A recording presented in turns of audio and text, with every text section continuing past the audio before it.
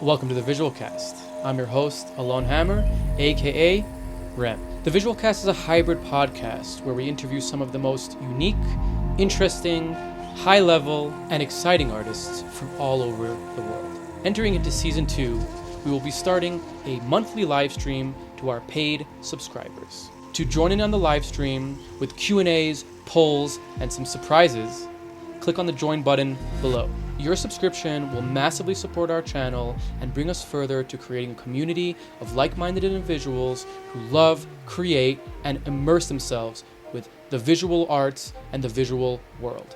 For those unable to join financially, don't worry. The episode, like all of our episodes, will be available on Thursdays for everyone to watch. And if you want to support us, like and subscribe and share with anybody you think will enjoy the podcast. I really hope you guys enjoy this episode. Now, without any further ado, here's the Visual Cast. The world is like a ride at an amusement park, and it's fun for a while. Some people have been on the ride for a long time, and they begin to question, is this real, or is this just a ride? And other people have remembered, and they come back to us, and they say, hey, don't worry, don't be afraid, ever, because this is just a ride.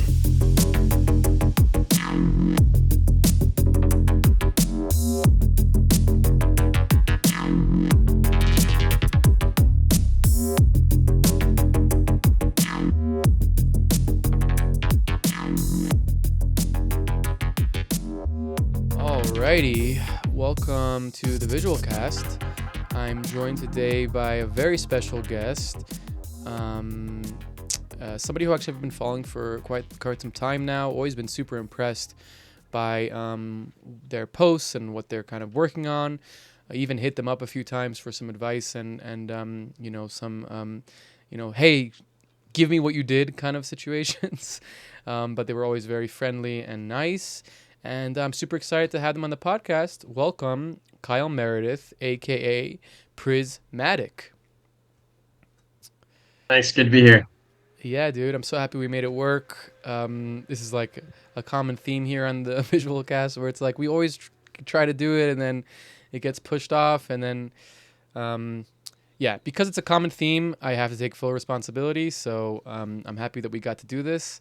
And let's jump right in. I mean, Kyle, you're doing some super cool stuff. I'm just going to show a little bit of your Patreon here while we're kind of like getting into it. And you have such an interesting background that we're going to cover, of course, and go through everything. But kind of tell me, like, how do you get yourself into this kind of like, subgenre of creative coding?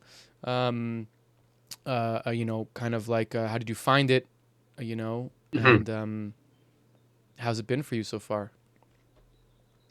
Yeah, it's been amazing. I would say I have a few different answers to this question. One is that like I feel like it's kind of the perfect intersection of a lot of my interests, so it feels like almost inevitable in a way. Like I've always been very interested in visual art, music, like problem solving, puzzles, This coding, is one of my favorite. dancing. So Nice. yeah, so in that way, but then there's a more specific answer, which is that I used to be really, I still do this, but I used to be really into like liquid dancing and gloving, with the LED Gloving. gloves. Fuck yeah. Yeah. And I for a while in college was like uh, we would we would do these like little hangout sessions with friends where we would call them like the experience, and we would like uh, smoke a joint, and then I would do light shows to music and do Hell like yeah. lasers and gloves and stuff. I love it. And after a while of that, I had this thought of like, okay, is there some way to extend this sort of hand motion to control any sort of digital visuals? And I didn't know about TouchDesigner or VJing at all. It was just like exploring. And I saw this video of someone using the Leap Motion, and I was like, oh my God, I think I could do it with this. So the first project I ever did was I actually using have the it Leap open. Motion. This Yeah, hand yeah, control it's called kaleidoscope. yeah, that's exactly it. So this I was love it. this I was love it. I how was looking at it. yeah, It's so cool. this is how it all started was using processing. And this is still one of my favorite projects I've done. Just because like I got to project onto this chapel at my school, and it was for this like student led arts festival, and it was like such a magical night. It was like yeah, So cool. just felt very, very exciting to me. And yeah, so that's how it started. And in the course of doing this project, at first I was like, wait, am I inventing something here? Like, has anyone done this? And then I slowly realized, like, holy shit, there's like a massive international community of people doing this sort of stuff. And Yeah. then, you know, I kind of branched out from there. So, and then, started talking to some visual artists, heard about TouchDesigner, kept hearing like you gotta try out TouchDesigner. And then maybe like in 2018, maybe like a year or so in, I started using TouchDesigner and learning GLSL and was like, this is the real shit. Is it the natural Um, progression of process? So did you use just like command line for this? Like actual? Did you just plugged in the data from the leap motion? Like why did you this choose? it was all written in processing, just like Java. So Processing? it has a library to read in leap motion data. So yeah, Gotcha. So it was kind of like it just made sense because you're using the input of the leap motion. yep, yep. Cool. And like Yeah, I mean processing is a pretty nice entry point into visuals coding. It's very like it's fast. user friendly. I mean, it's all like Not a lot of it is CPU based. You can run shaders in there, but most of it is like drawing pixels on the screen one by one. So right. I mean, it's not something I would use at this point. But people do a lot of cool shit at processing. Like No, for you know, sure, for it's sure. I still think it's cool. like light. It's lightweight, right? That's like kind of another benefit of it. Yeah, yeah. And then there's P5JS, which is the same thing, but JS. Oh, JavaScript. that's considered processing JS and stuff like that. Yeah, P5JS and processing are like two sides of the same coin, basically. Gotcha. They're like I didn't this know that. they're the same thing, but in different programming languages. Yeah. Gotcha. Yeah, I guess nowadays, it's like almost all of that stuff is kind of like superseded by like WebGL and like all the web. What is it like a like Node? No, what is it called? Like a 3GS 3J. or 3 Yeah, yeah. 3GS? Yeah, right. Like everything Yeah, I that's think running now in it's 3D is all that. yeah, totally. And it's so easy to whip up shaders now with AI that there's no reason not to. Oh It's yeah, like yeah. uh Yeah, yeah. shaders are making a comeback. How crazy is that? Like we're all like, I mean, I'm all in like 3D land, 3D world. You are too, and it's like, nope, shaders are coming back, baby. They're coming back. They Yeah. never went Honestly, anywhere, I guess. I haven't really delved much into 3D. I've stayed in 2D fragment shader top world for the most part. Yeah. Gotcha. For you, you're like, they didn't go anywhere. Yeah, I mean, Yeah. this was one It's of the first things that never I drawn me. never draw you in, drew you in. Just not, I yeah, I don't know. I mean, I like 3D stuff, but it hasn't been my focus. Mm, mm. Yeah. This is one of my favorite things that you made, and I think I hit you up right away. And I actually have a whole topic I want to talk to you about global illumination, but just yeah, I mean, it just like you have a really good way of promoting things. Like your social media is great, which I know is like whatever, who gives a fuck, but it's such an important skill nowadays. It's No, I mean, crazy. I appreciate that. That's something I've thought a lot about. I feel like I've kind of like finally figured out what my style in the past like year or so. Yeah, I Uh, mean, like these it's these funny, ones were like super viral. These ones like went like super. I think TouchDesigner shared this one or one of them, right? Is it this one or one of them? They shared it. yeah, I think they shared the global illumination one. Mm, Yeah, the thing that I've realized is that like for maybe the first few years I was doing this, I would share my pieces. And then at a certain point, I started sharing videos of me talking about the pieces and just filming the screen and saying like, check out, this is what I did. And that gets like 10x the engagement. for sure. It's interesting. It's Um, like you would think almost like naturally, like people just want to see the thing, but really like the scrolling generation, or I don't know what. I'm a little bit old, but like, they want to like they actually want the context. They want the final thing too, but they want to see the personality in it doing it. They yeah, want to see how the media pipe is, not like how per se, but like show me the debug, of the thing, really. you know? Yeah, It's and I very think interesting. also with this art form,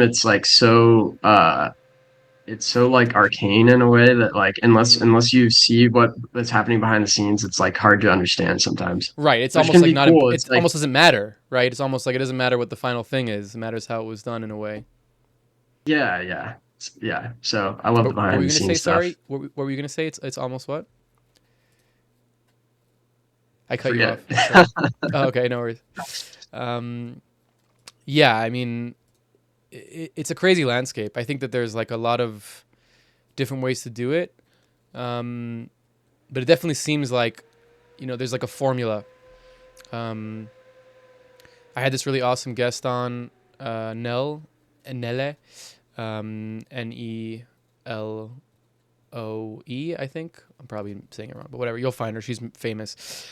But she's like, she came to the art world um, from the social influencer world, and like, and like, I kind of like we were going through like the core steps of like being viral. And it's interesting because it's like almost formulaic in the sense it doesn't matter what it is, the thing that you're showing or promoting. It's just like do these things. And like you said, show yourself, have the final thing, have your kind of like your personality involved in it. Make it short, make it snappy, whatever. And, it's kind of just interesting how those things breed. And I found it weird because I felt like our community or like whatever, the bigger global visual community cares less or is less interested, but it actually doesn't matter. It's what the algorithm cares about. You know what I mean? Like you could go viral on a TouchDesigner post, and that's like a very small, like that's important, but it's like a small, piece of the pie of like the global internet or whatever. Um, Yeah. and yeah, I don't know. It's just a crazy landscape. This is also one of my favorite projects of yours. These trees. I think I even went Yeah, like deep that into was a this really one at one fun point. one. Yeah, It's I super love cool. I that was so project. impressed that it was in TouchDesigner when I saw it. I remember. Thanks. Is this available for download? I feel like I've played with this. Did you send this to me? Yeah, Maybe. Is the it available? uh the the component called L System Plus, I think that was one of the first components I released. So that one's Okay. Okay. available. Okay. Yeah, that's on my Patreon.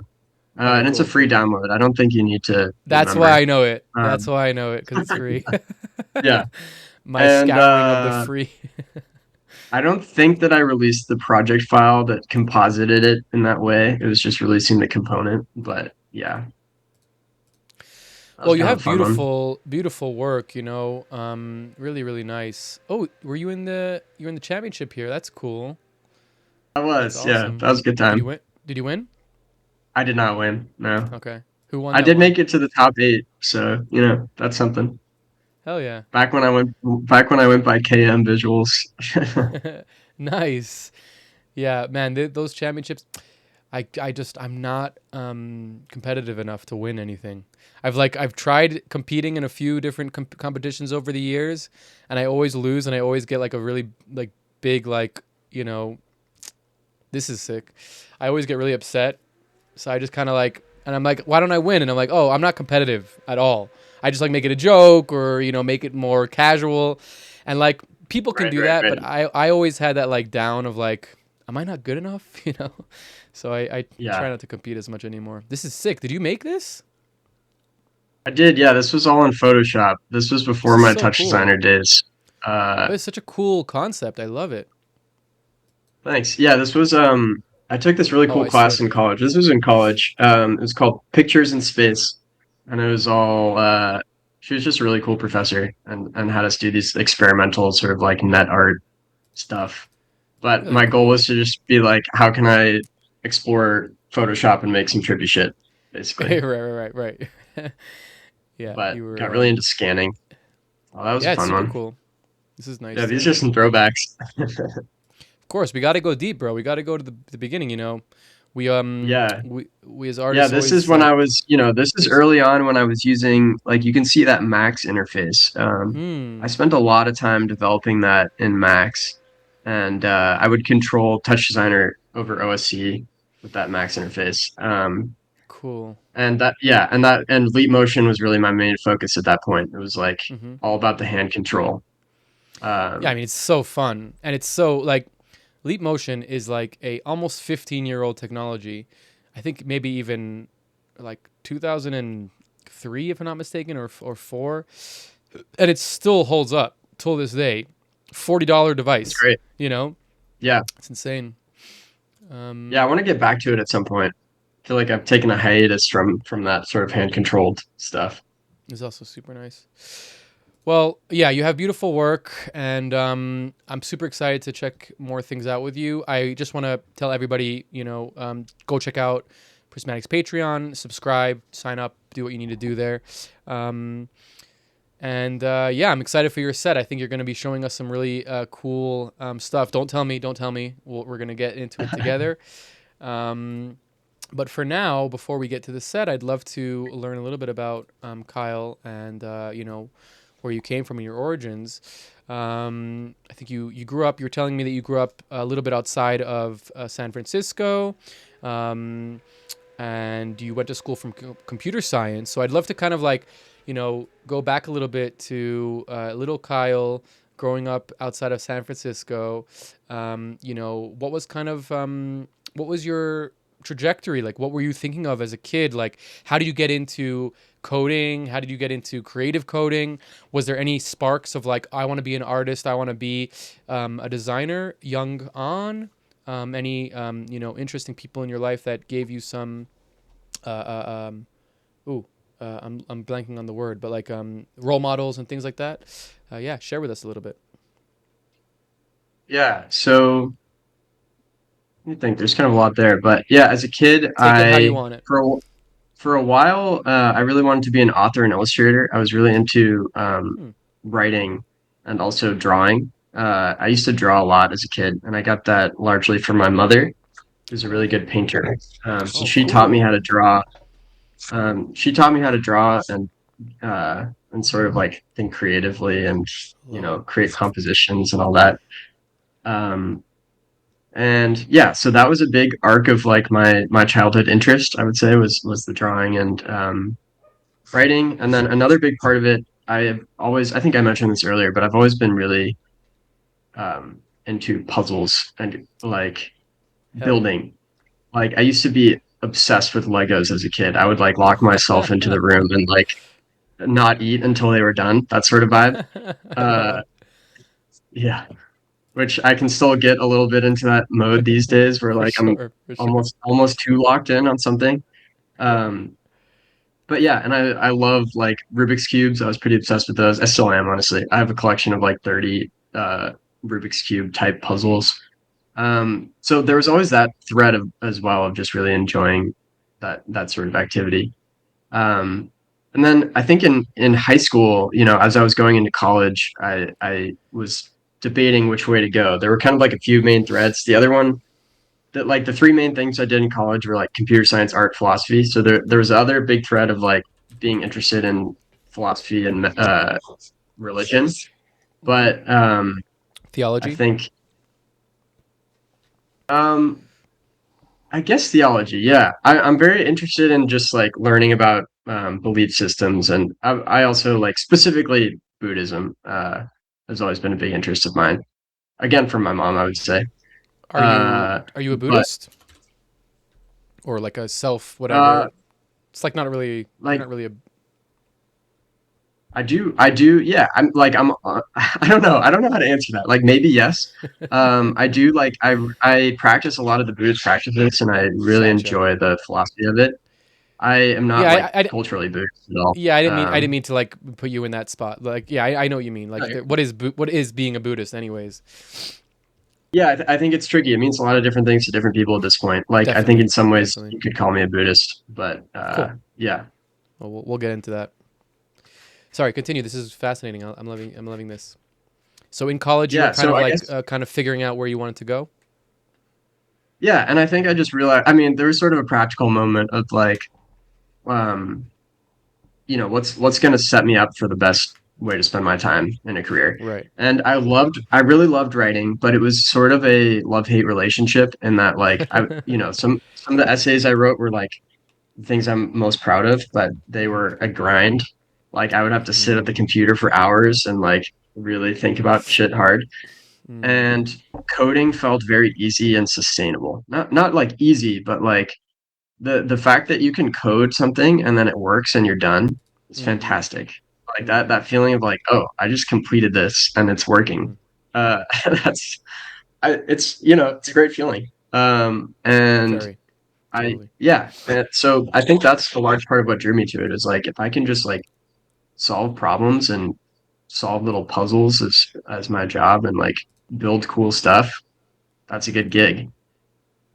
And I love, yeah, I've really enjoyed coding over the years. I love it a lot. Yeah. Um, so Yeah, yeah, I guess awesome. that gets me past college. I can go back into early Kyle, but No, yeah, no, where do you want to go from here? well, I think you kind of expressed a little bit of early Kyle from, the inspiration of your mother.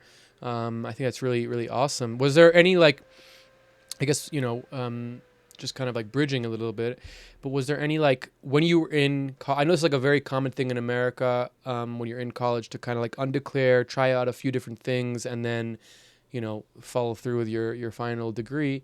Um, was there any like inclination of you wanting to go into some sort of art kind of thing, or like, motion graphics or design? I don't know. Or was it very clear that you wanted to go to this like more, knowledge based kind of like general kind of idea? No, there was definitely a big art thread. That was a lot of the classes I took, was continuing studio art and Mm. also taking graphic design. And then it was what was really exciting is I my junior year, there was this particular professor who let me do an independent study where I basically pitched to him like, look, I want to explore processing and make this leap motion thing happen. Will you like sponsor my not sponsor, but he basically let me do an independent study to pursue that intersection directly, That's so which awesome. was That's yeah, it was awesome. So is that I is did. that unique from a professor's? I'm sorry, I'm like that's really cool. I don't know if it's super unique, but yeah, I mean, it's not, not everyone is doing it, and not every professor will take one Right, on. allow it. Gotcha. But he definitely was good about it. He took on people, That's awesome. and yeah. So I ended up doing like two or three independent studies with him, and that That's was so great. cool. I basically, yeah, So it's like almost like a little bit of a hybrid where you kind of got some design information, but kind of went into like a more secure path of coding with that, like computer science. yeah, that sounds about right. Yeah. Cool. And then that's so interesting. And you kind of you told us before, you and your friends were messing around and messing around and getting into these kind of like more artistic areas, which I definitely want to get to that.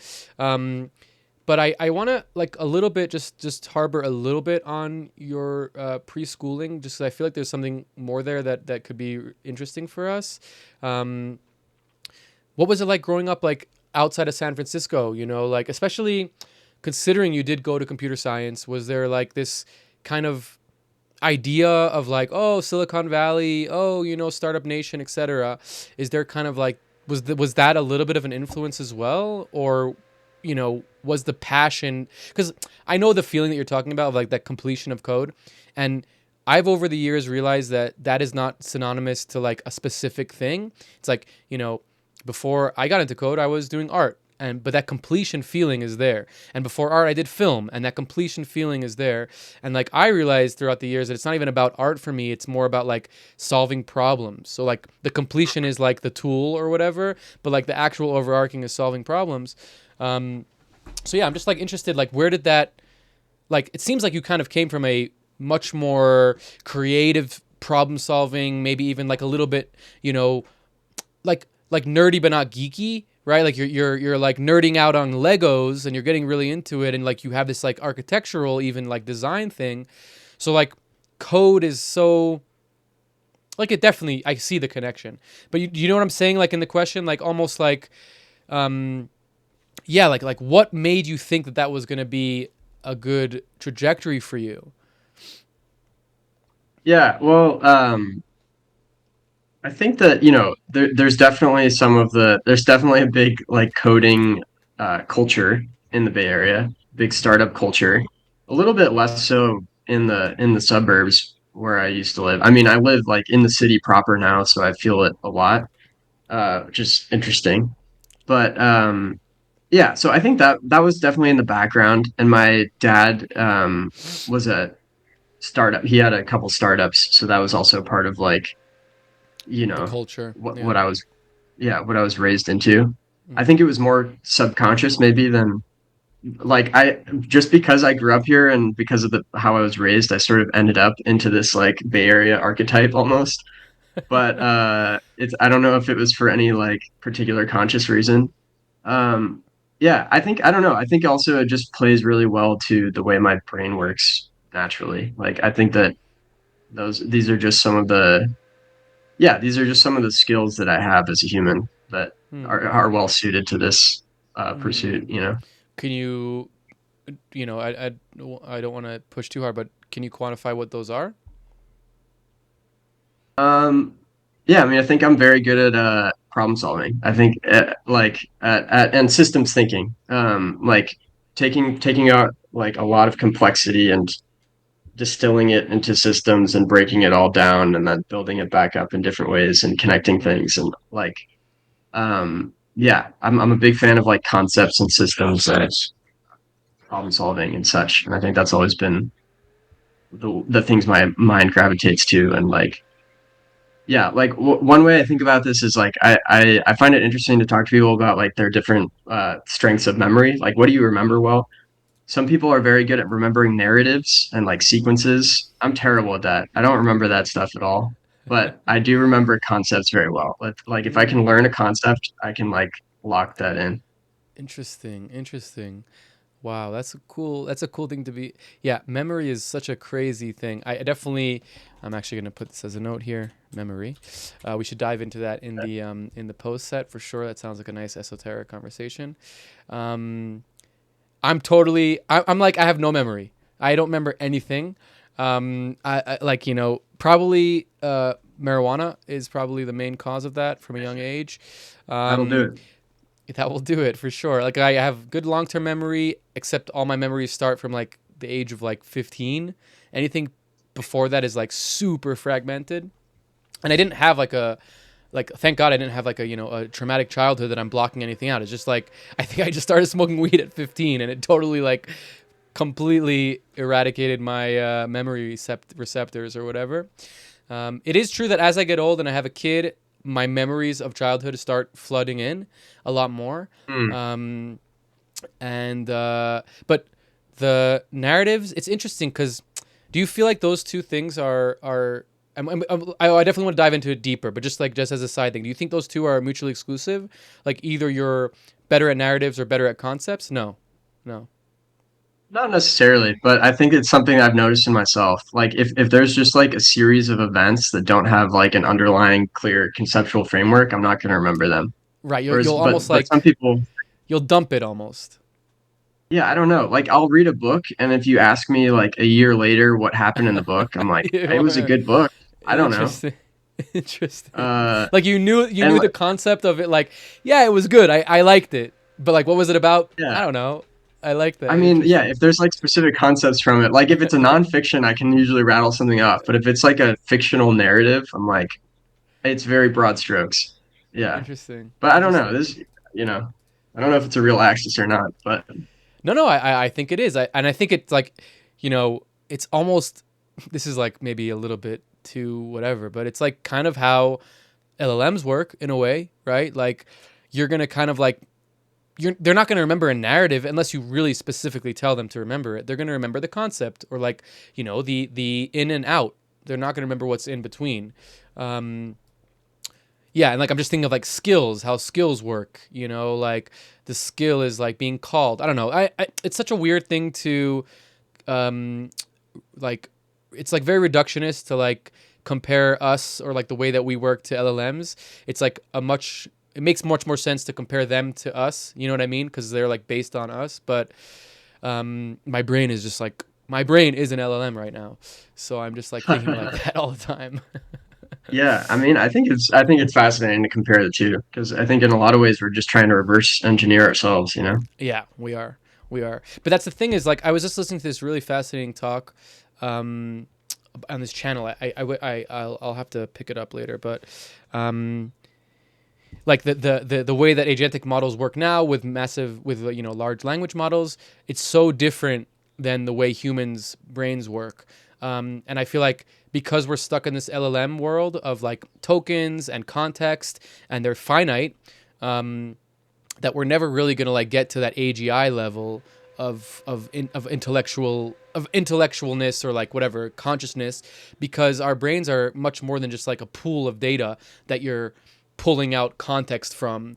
Like when you prompt an LLM, they're retarded. They don't know anything. They only know the words that you wrote to them, and they're just like they have a huge bunch of noise data that they're just pulling from, and then they build a context for that session. And that session, yeah, I mean, you know what I mean? Like, and that's like very different from like when I'm talking to you and we're sitting in a conversation. Okay, I am like quantifying that conversation into like a context, right? But like when I leave and come back, it's not like that context doesn't exist. Only if I wrote some notes over here, And it's like, I don't know. I just feel like the way that consciousness works and like brains work are totally like antithetical to like the way large language models work currently. And this topic that this talk that I was listening to, they were talking about that, about how like not exactly the way that I'm saying it in a very dumb way, but like they were talking about just like how the models are too big and the contexts are too small, and that's like almost like a Moore's law thing that's just going to keep on growing, and the context will grow, but it will always remain like a little bit, obfuscated, and like the new like things that they're trying to process is to like lower the language models to be small. So like the language model, instead of being like, even if it's 30 billion parameters, instead of it being, a bunch of gigabytes or, a lot of gigabytes, they're going to condense it down to a megabyte. And then once you can kind of get a model that has the same amount of parameters into a smaller place, or into a smaller, megabyte, then the context becomes almost irrelevant, which I found interesting, but it still feels to me like they're tackling the problem from the wrong direction in my, and maybe there's research out there that I don't know about. But you know what I mean? Like, I feel like artificial intelligence is not what this is. You know what I mean? Like, this is just like a really good library or a really good, like, like a model. Yeah. Yeah, I don't know. I think it depends on your definitions. I think like in some ways, like I would call this artificial intelligence. I think the system is very intelligent. I also think that like I don't know. I this was something I used to think. I used to think a lot about like philosophy of mind and consciousness. This was a big thing I studied in college and beyond. But like the most compelling theories in my mind claim that like consciousness is very fundamental. Like I really like integrated information theory in particular.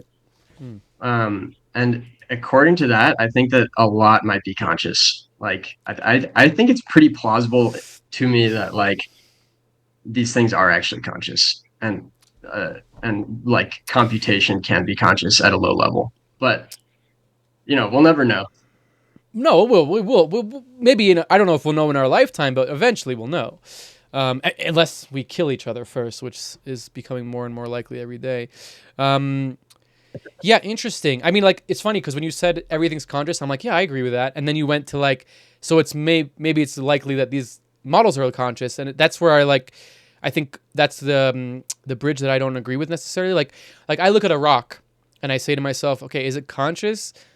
It is, but it's in like a totally different context. Like the way that I quantify it is like a rock, and we're getting really esoteric early, but it's fine. Like a rock is always falling, right? It's like constantly, gravity is constantly pushing on it. Like even if you look at a mountain, it's constantly being pushed and falling. Now, it's falling over like the course of 1,000,000 years. Like that mountain is going to fall and it's going to take 1,000,000 years for it to fall. Or that pebble is going to go from here to there over 1,000,000 years, but it's still in motion. It's still like doing something. It's just like our concept of time and like what we think about motion or we think about moving is totally different than the rocks. Same thing for trees and whatever. Now, also, like, you have to think about, like, those global systems, right? Like, a tree is just a part of a very small, massive system, and, like, tons of different bridges. So I like the idea that everything's conscious on different levels, like the lower levels. When it comes to computers and silicone and like zeros and ones, I have a hard time making that abstraction. But I do believe in like Ghost in the Machine, or like, like just in terms of like energy going through wires and then going into my computer, like electricity, that's going to have some sort of frequency with it. It's not going to be the same thing every time. It might be like super, super, super microscopic and we can't even quantify it or whatever. But I could tell you for sure that I've plugged my computer into places and it doesn't work. And it's not because of the computer. It's because of the fucking whole, ecosystem of wherever I am.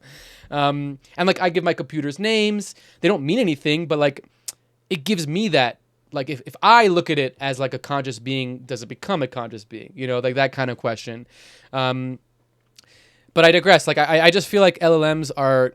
I don't feel like they're conscious. Like in the way that like we want to call an AGI or whatever. Yeah, artificial intelligence. What's intelligence? Where do you draw the line? Whatever. But like,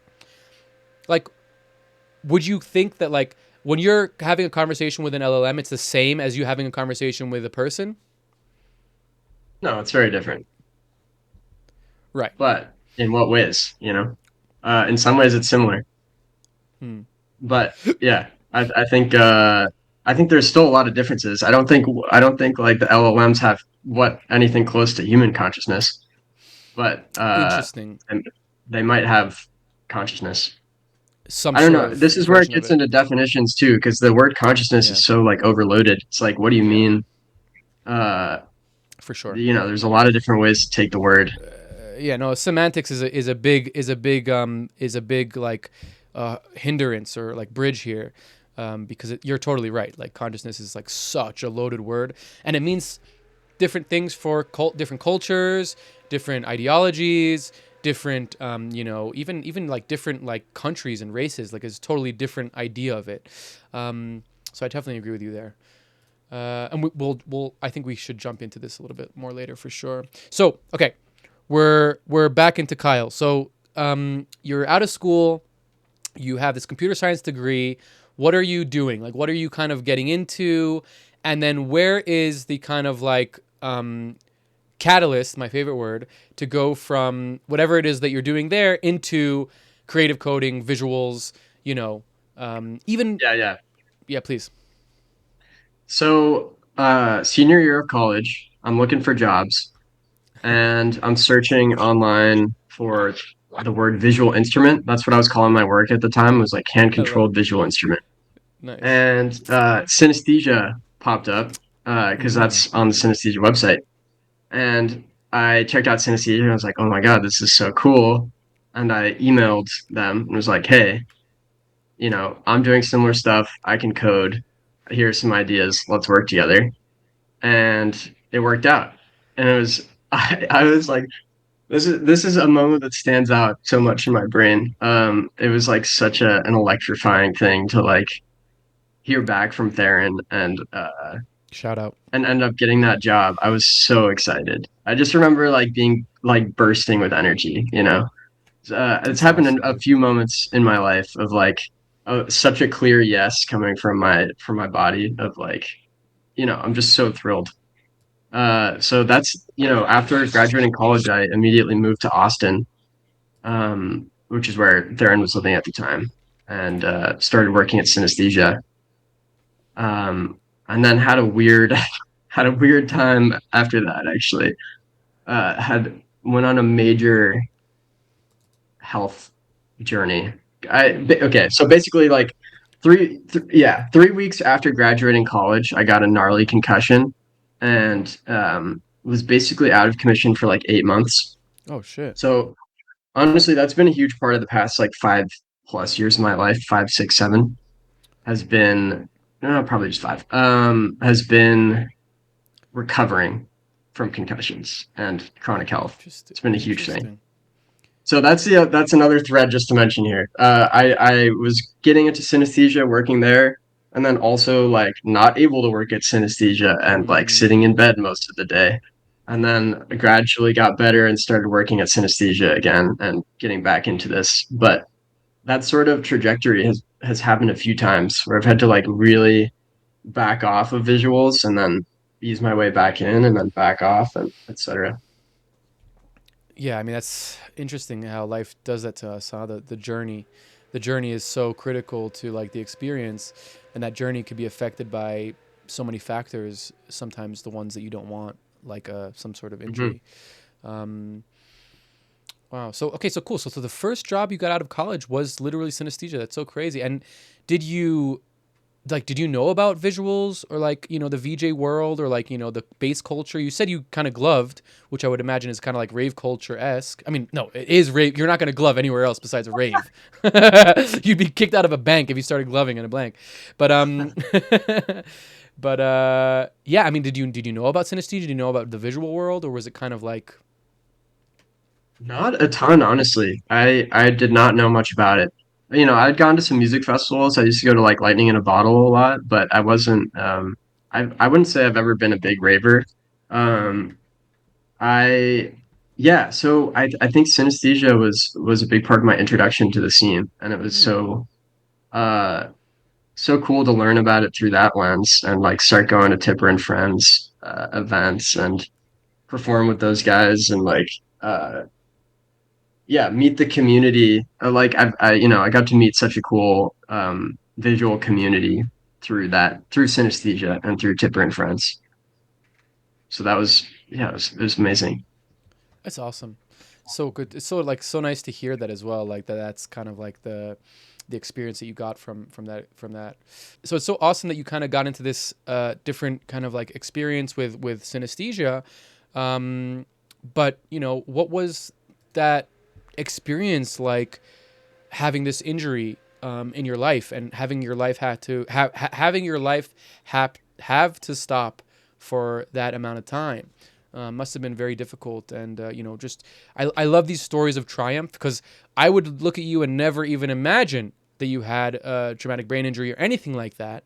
You're so well adjusted and smart and able to talk. So can you give us a little bit about like what that experience was like? Please go into as much or little detail as you want. Yeah, it's been a very challenging experience, I would say, and it's been yeah, as I said, very up and down over the past like 5 years. Um, the first like 8 months, one way I describe it to people is like having a permanent hangover. Like you just wake up and you Sounds feel terrible. headachy, tired, exhausted, super fatigued, and it just doesn't go away.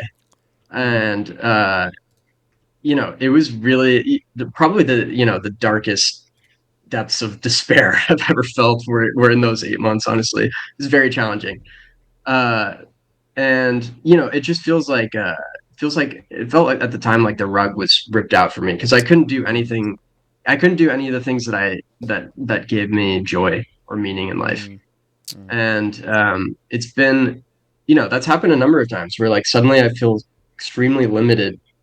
um and yeah, it gets into a lot of like you know it makes one wonder like or I've often wondered like why is this happening, mm. what could be the To me you know specifically, or just in general?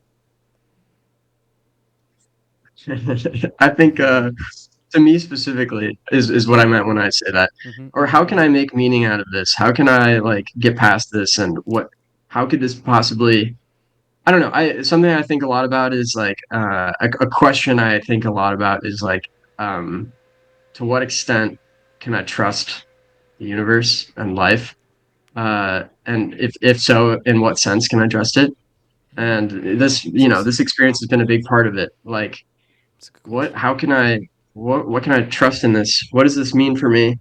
Why when I feel so clear about what I want to do with my life and feel so good about it, would Mm, I be inhibited to not be able to do it? What's that about? mm. Wow. It's strange, you know? Definitely. I mean, it is the philosophical question. I think it's like the question that religion answers, basically. You know what I mean? Like that's literally what religion answers. Um, wow, definitely a question that is important to ask oneself. Probably a really good way to pull yourself out of like a dark hole or a deep depression. because it's like, and I'd love to hear your opinion on this, but like the question is almost irrelevant. Like the answer to that question is almost irrelevant. The asking of the question is where like the magic is.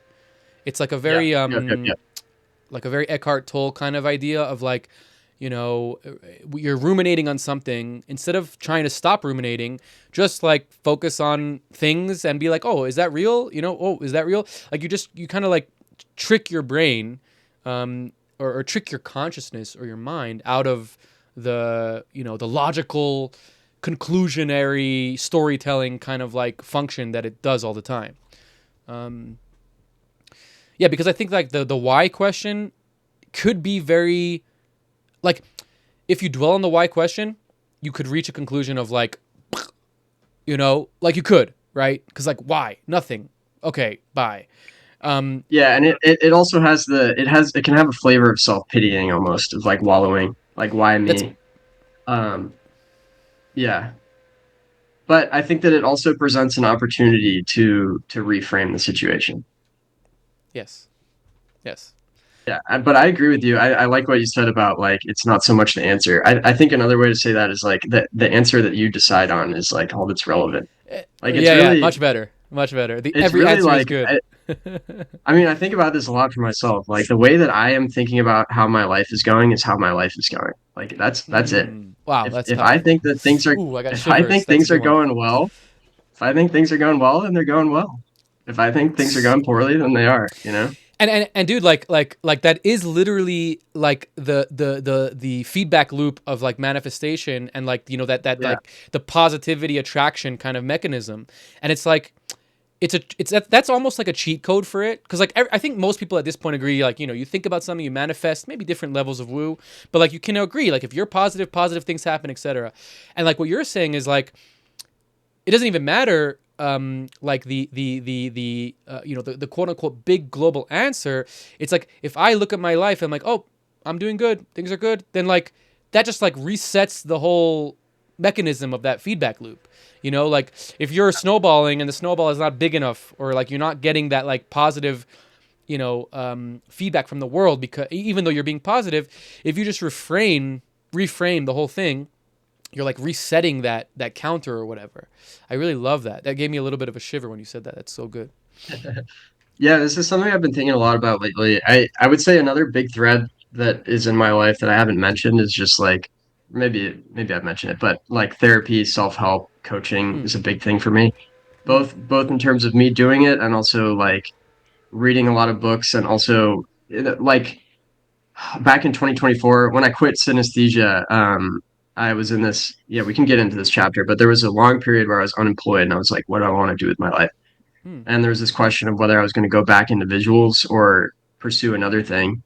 And I went really wide and was like, what are all my possibilities? And tried to prototype different options. And one of the things I prototyped was becoming a becoming a coach, basically. So I Like took a a life coach. coach. I took a coach training program, which I think about a lot. But I really love that sort of. I really love sort of thinking about those sorts of things. Like, how can I best work with my mind? How can I best be there for others? And like, uh, but the segue here is like, something I've been thinking a lot about lately is like this tension between, one option is to like treat the things that are inhibiting you and work with your parts, like get into parts work and say like, how can I heal these parts of you, and acknowledge the pain or acknowledge the negative emotions. And then there's this other school of thought of like, just override it, just claim that you're doing well and manifest, and like just be positive and it will follow. And I see them as like slightly mutually exclusive. Maybe there's a balance in between, and maybe it's like, you want a little bit of both. But it's very interesting to like try to find the balance between those. I love that. I mean, I totally think you're right. They're like they're like they're the same. They're the side of the same coin, but like when you flip that coin, you're gonna get one side. If that makes any sense. Yeah, I totally agree with everything you said, and I love the life coaching thing. I never did like a course to become a life coach, but I've definitely done many or whatever. I've done a few like, self-help programs outside of therapy. Um, I like therapy. I like, for me at this point in my life, therapy has been really important. Um, I think it's like, it depends to what type of person you are. But like, if you're the type of person that therapy does well, just do it. Like, it's so good. It's like such a simple thing, Shout like out once a therapy. week. Like if it doesn't do you good, then there's other ways to find therapy. Other ways to help yourself. But like that once a week, just talking for an hour is like critical. If it's like helped you in the past and you haven't and you're not doing it now, go back. That's all I can say about that. Yeah, and also, there's so many different modalities. Like, I think if one thing Totally, doesn't work, there's probably another. totally, Um, totally. I think yeah, another like just whatever, just a piece of advice that I've found from therapy is obviously such a clear one, but like the therapist is important. You just reminded me with the modalities. It's like I don't like the Freudian modality in therapy, but like I found this therapist now for the past, I don't know, like 8 months or 9 months, who's very like, young, like very Jungian Freudian, kind of like very didactic about that kind of like way of doing things. I'm like more woo woo, like give me ceremony stuff. But the guy himself is like what I like about it. You know what I mean? And like he doesn't. I've asked him, don't break this down for me in like some bullshit psychological way. Just give me like the natural language. I've given him that Claude skill, but so yeah, I think it's like find the person that that like does the thing for you, because like all the modalities and like the ways, they're all getting to the same place, which is like self-help. They're all getting to the same conclusion, which is like, you know, that feedback. You speak, here's some feedback, and you make the conclusions. Your brain does all the work by itself, which is, by the way, a lot of the woo-woo stuff, a lot of spiritual stuff is that, right? Is like, what is manifesting if not expressing your wants and needs and problems out to the universe for the universe to create or whatever? But really, you are the universe. Your brain is the universe. So it's like, and everybody has their own thing. So yeah. Yeah, super cool. I never knew this about you. I'm loving learning this about you. I'm sure everybody else is gonna love it as well. But just to jump a little bit away from this, because we're gonna jump deeper into this later. Going back to like when you were unemployed, between synesthesia and kind of like where you are now. What were some fundamental things that kind of like pulled you out of this confusion and unemployment and put you into the trajectory and the position that you're in now? yeah, I would say a big part of that process was focusing on my health, trying to get my health back. When I quit synesthesia, it was still very hard for me to work because I'd had another major relapse. Basically, I had another concussion, 2022, that had lasting impact.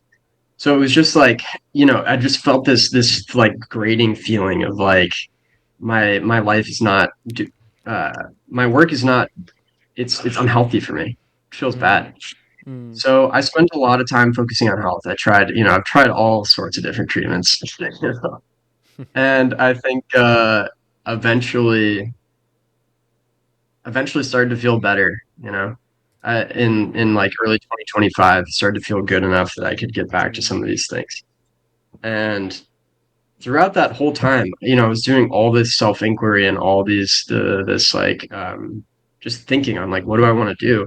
And I just kept coming back to it over and over. Like I love TouchDesigner so much. I love creative coding so much. That's great. Good timing. Yeah, it's just like it feels so aligned with my interests, it feels so aligned with my skill set. It's mm, so fun, so engaging. And it can pay you. That's those are cool things. So I don't know, it was always just yeah. And then in early 2025, um yeah, speaking of manifesting, I want to say like end 2024, I was like, okay, I put a post-it note on my wall. I was like, I want to work at a creative studio in person in the Bay Area.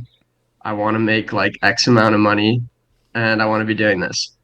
And I would just like wake up and see that and like and then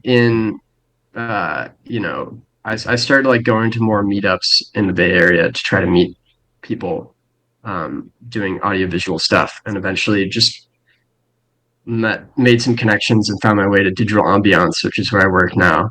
Okay, I didn't Um, know that. Digital ambiance.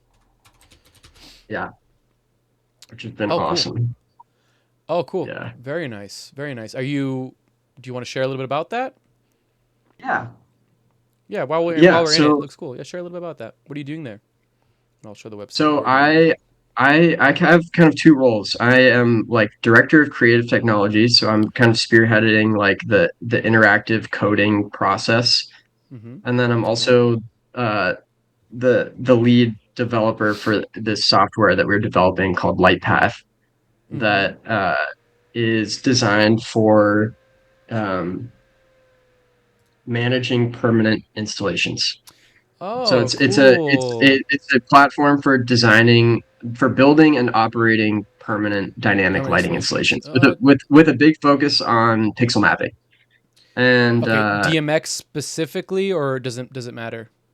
There you yeah, are. there's me Hell for yeah. sure. Yeah, Lead. that's the team. Look at that.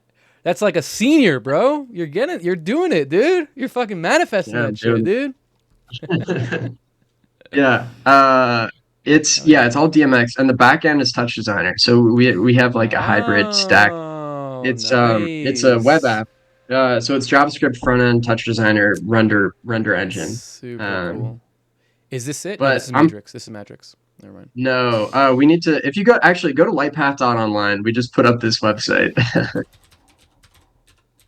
So super fascinating. I never really realized. No, I don't know how to spell. I'm a dumb Israeli. Oh yeah, here it Um, is. cool.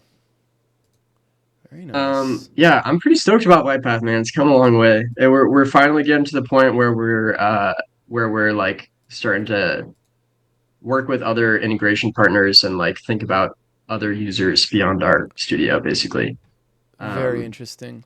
Well, two which is things I want to exciting. mention that kind of sparked this thing for me. First of all, congratulations on your job. That's really awesome that you have that, and it really does make a huge difference to have those those things in your life that you manifest and really want.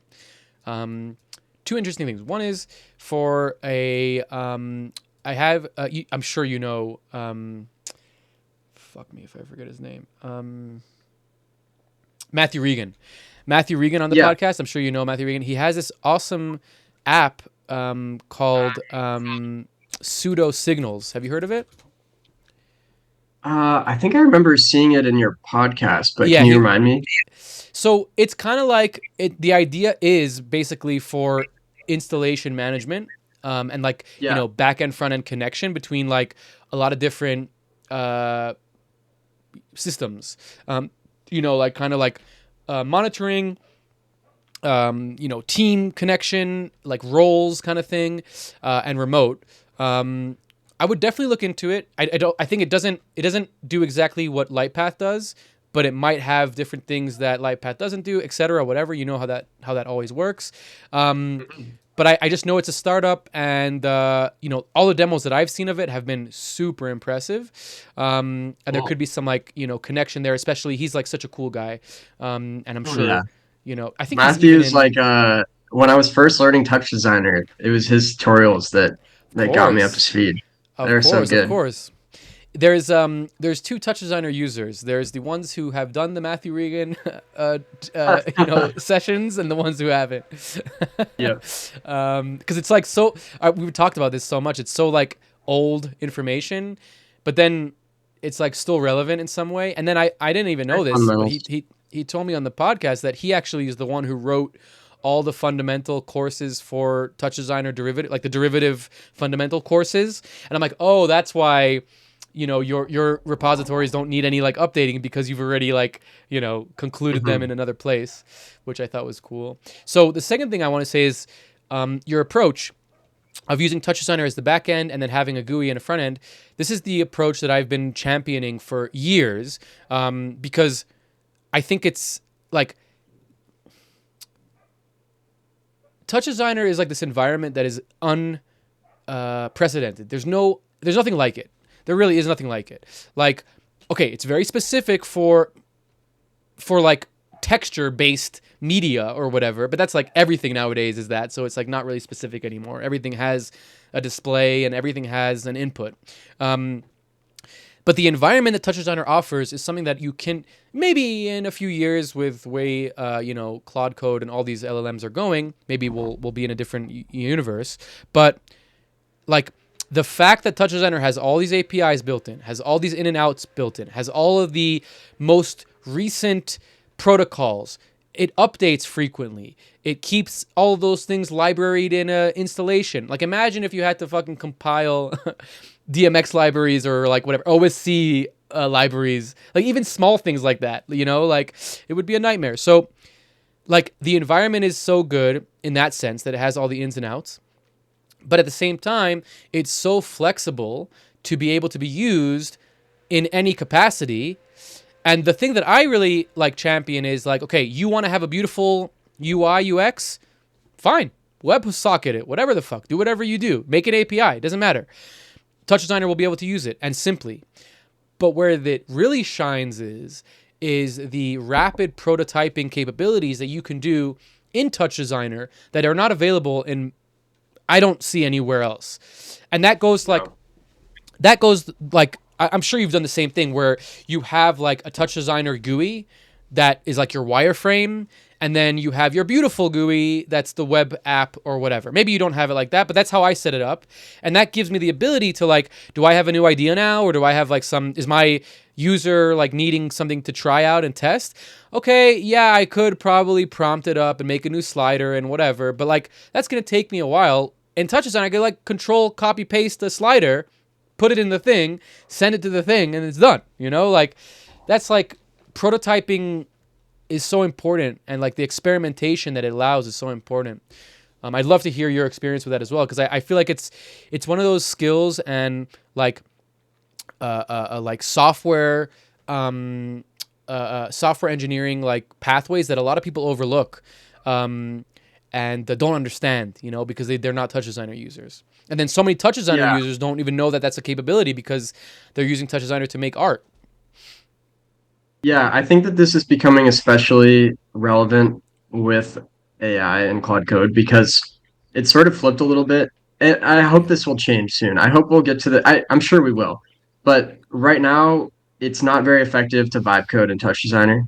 It's hard. I don't know if maybe you've cracked the code. I need to spend more time on it, but like I know there's an RPC coming out and there's or not RPC, the MPC.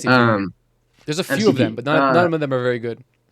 Yeah, I know. I'm like, yeah, we need that. We need the text-based file formats. That's I really coming. hope derivative That will comes change out. everything. That will change everything. That'll change everything for sure. Yeah. But as it stands, it's so much. I mean, dude, Claude is insane, man. It's just so fast to spin up an interface right now.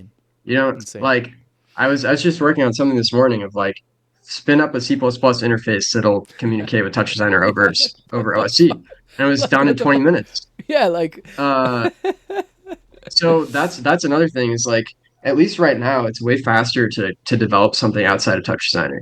But TouchDesigner I think is still so strong for interactive coding and working with data types. I mean the node-based framework and the ability to create reusable components and everything is just I love TouchDesigner. It's my favorite software on the planet. So No, it's second to none. And every time I like, now I'm also like super getting deeper into Claude Code and development and stuff like that. And it's like I'm bridging out into like developing apps that don't even have anything to do with media. So for that, I'm like, I don't want even to think about TouchDesigner. But like Magic Box is the company that I work for, and we have like these virtual production studios, and we're building this whole GUI and front and back end. If I would take all the things that are needed to display this media on these LED walls, like the resolution size, the codecs, all of it, and again, I'm not doing anything crazy. I'm just playing back files, and the GUI is like giving you some, functions. And like, if I created that whole backend from scratch in C++, even with today's technology, even with the LLMs, I would have so many pitfalls, so many, shortcomings, and then keeping it updated with the new would be like a fucking nightmare. Now, is that impossible? No, it's just like the path doesn't make sense. If like what I'm trying to do is simple, right? For TouchDesigner and like for conceptualizing, like just play a video on the thing. Why even do it from scratch, right? That's kind of like the philosophy that I'm looking at, because like now I can focus on UX and UI, which at the end of the day are the most important things for an end user. They don't give a shit what the back end is. They don't care if it's running a TouchDesigner or this. They just care that when I press this button, it does the thing, and it's intuitive and it looks nice, and and it runs well. So yeah, I mean, the amount of experimentation and prototyping that I was able to do with this kind of workflow of like back end TouchDesigner, front end with Claude Code and Vibe coding, it's just insane. It's amazing, man. It's cool times. It really is cool times, and I think that we're gonna jump into your set here because we're going long, but I think that what you said, MCP, we need a really, really good MCP for TouchDesigner, which doesn't exist. Lyle has one, but it's not You know amazing. what else I think we need is like we need we need a skill pack. We need skills that are like, here's how you create a feedback loop using the MCP. Because I think the MCP, we might have enough. It solves one problem. Yeah. But it's building out some Claude skills. I was thinking about that today. Like maybe I was thinking, okay, what if I can like export a bunch of my toxes to JSON representation and then train, say, Claude, like analyze this for patterns and create some skills. Something like that. I don't know. I'm That's sure. a good idea. I feel like we're so close to having it connected, having the pieces together. It's there's two things. Like one is like Lyle's lops are so crazy because that's exactly what it is. The problem is that he doesn't have access to the file yet, right? Because it's still in the fucking binary and whatever, which is coming soon.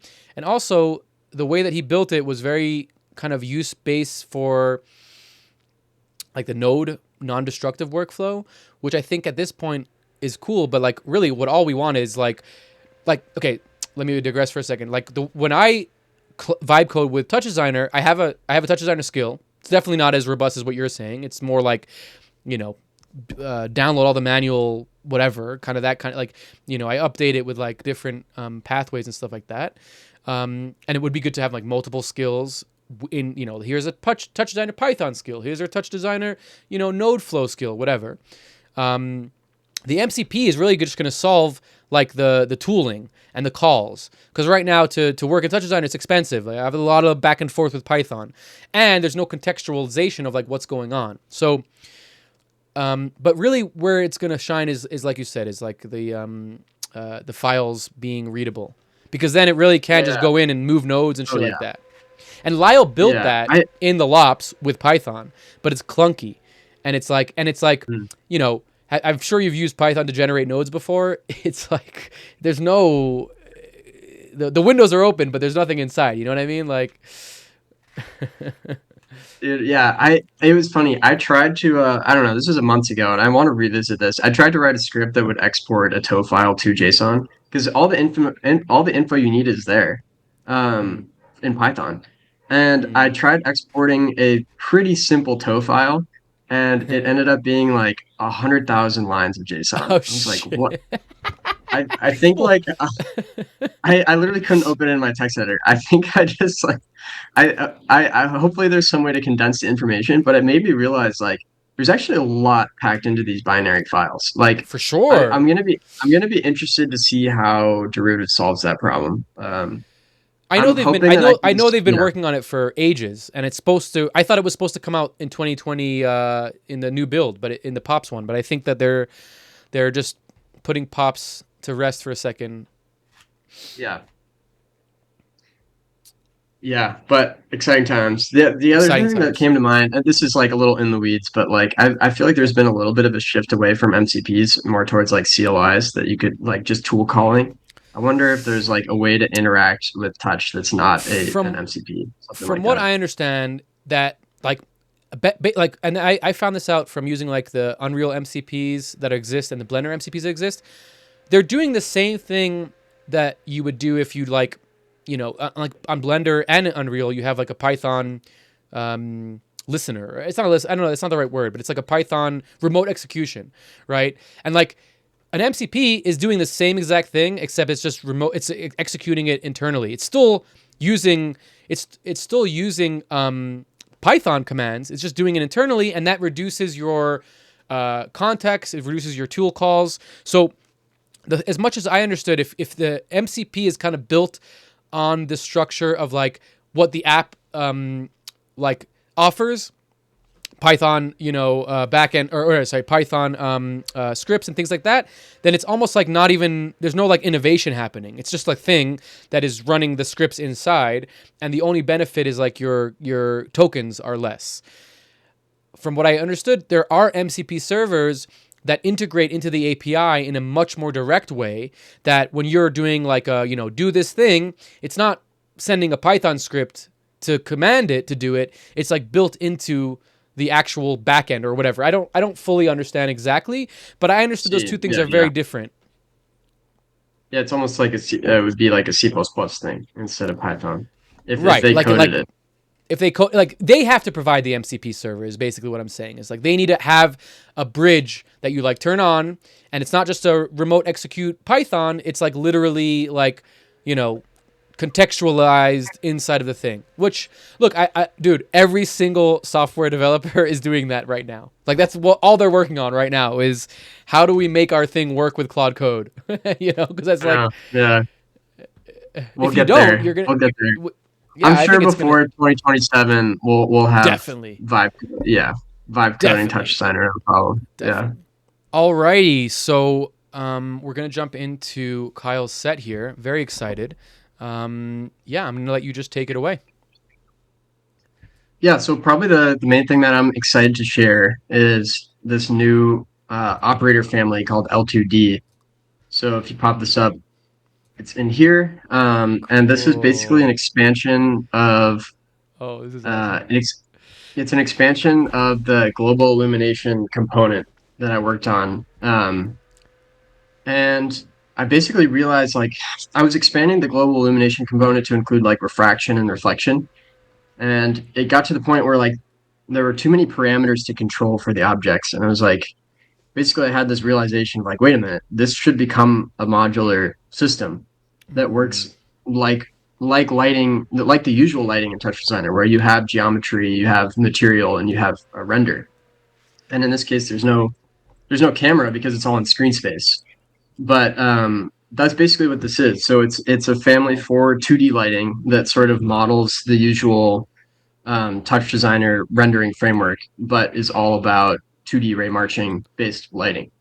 So you can create shapes like this, and then you have these materials that can start to like, you can add emission, you can play with the refraction or like dispersion. You can get a lot of these like light transport effects that are pretty fun, that are reasonable to do in real time in 2D. It would be very hard to do in 3D because this is a pretty expensive sort of effect where like every pixel you're shooting out a bunch of rays. In this case, this is shooting out it's shooting out 100 rays for every pixel, and then bouncing them through the scene and seeing what they hit, and then doing the dispersion and refraction calculations based on that. Wow. This is crazy. Thanks, man. Yeah, I'm hyped about it. It feels pretty fun. So yeah, I've got a few examples here. Let's see, this one is kind of like a more basic sort of thing. I guess I can give a run through of the operator family. Yeah. But you have the geometry. So there's three main geometry types. Shape is like a basic shape generator, and you can choose like circle, rectangle, triangle, pentagon, hexagon. The nice thing about this shape generator is that it actually outputs an SDF, and everything in this system uses SDFs. SDFs as in sign distance field. So that's what this is, and the rendering is all done via ray marching through SDFs. So if you go in here and go into the render, that's what radiance cascades. This one's a little different, but this is also ray marching. So yeah, sorry, I feel a little scattered here, but there's three render types. So there's Monte Carlo, which is what I described, where you shoot out a bunch of rays from each pixel and see what they hit, and then return that integrated value. And the cool thing about Monte Carlo is that you can add stuff like refraction, reflection. You can also get into some interesting like ray Whoa. warping stuff. Holy Uh, shit. yeah, Oh my kind of god, a that's fun great. one. And there's a lot of cool shit that I have in mind for how to expand this that I haven't gotten to yet. But like, I'm planning to add fields so that you can influence the behavior of the ray as it Cool. moves. So I love you that. could bend it according to caustic patterns, or you could there's a lot you can do with just like a ray marching forward. Um, so that's Monte Carlo. And then there's Radiance Cascades. This one also does global illumination, but it's purely emission. And the thing about this is that it's more efficient than Monte Carlo. This Uh-huh. one's still taking like 15 milliseconds, but What are you running all of on? these this is like a 3070. Okay. Okay, so that's But that's fair. That's fair. yeah, I think there might be Is some it other processes VRAM? happening. I mean, Is it VRAM or is it like the actual power of the GPU? what do you Specifically mean? with like What's these the bottleneck? specifically with these techniques, just out of interest. I think it's actually just the like ALUs, the like operations of the GPU. I'm Gotcha. not sure. I don't know how to effectively debug VRAM, honestly. This is something I've been Hmm. wondering. I know you can like look in the performance tab, There's but dude, there's the NVDD DLL for TouchDesigner. can you say more about that? What is that? I don't know exactly. Okay, just I don't remember where I got it from, what project I pulled it from. I pretty sure it was the MediaPipe, an old version of MediaPipe.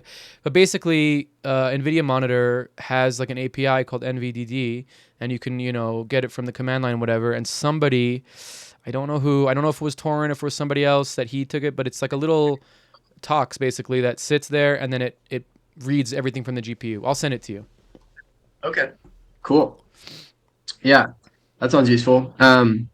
Another thing I want to point out about this system that I'm kind of proud of is it has this interesting like 2.5D shading feature where in most global illumination setups it's flat like this. You just have your boxes.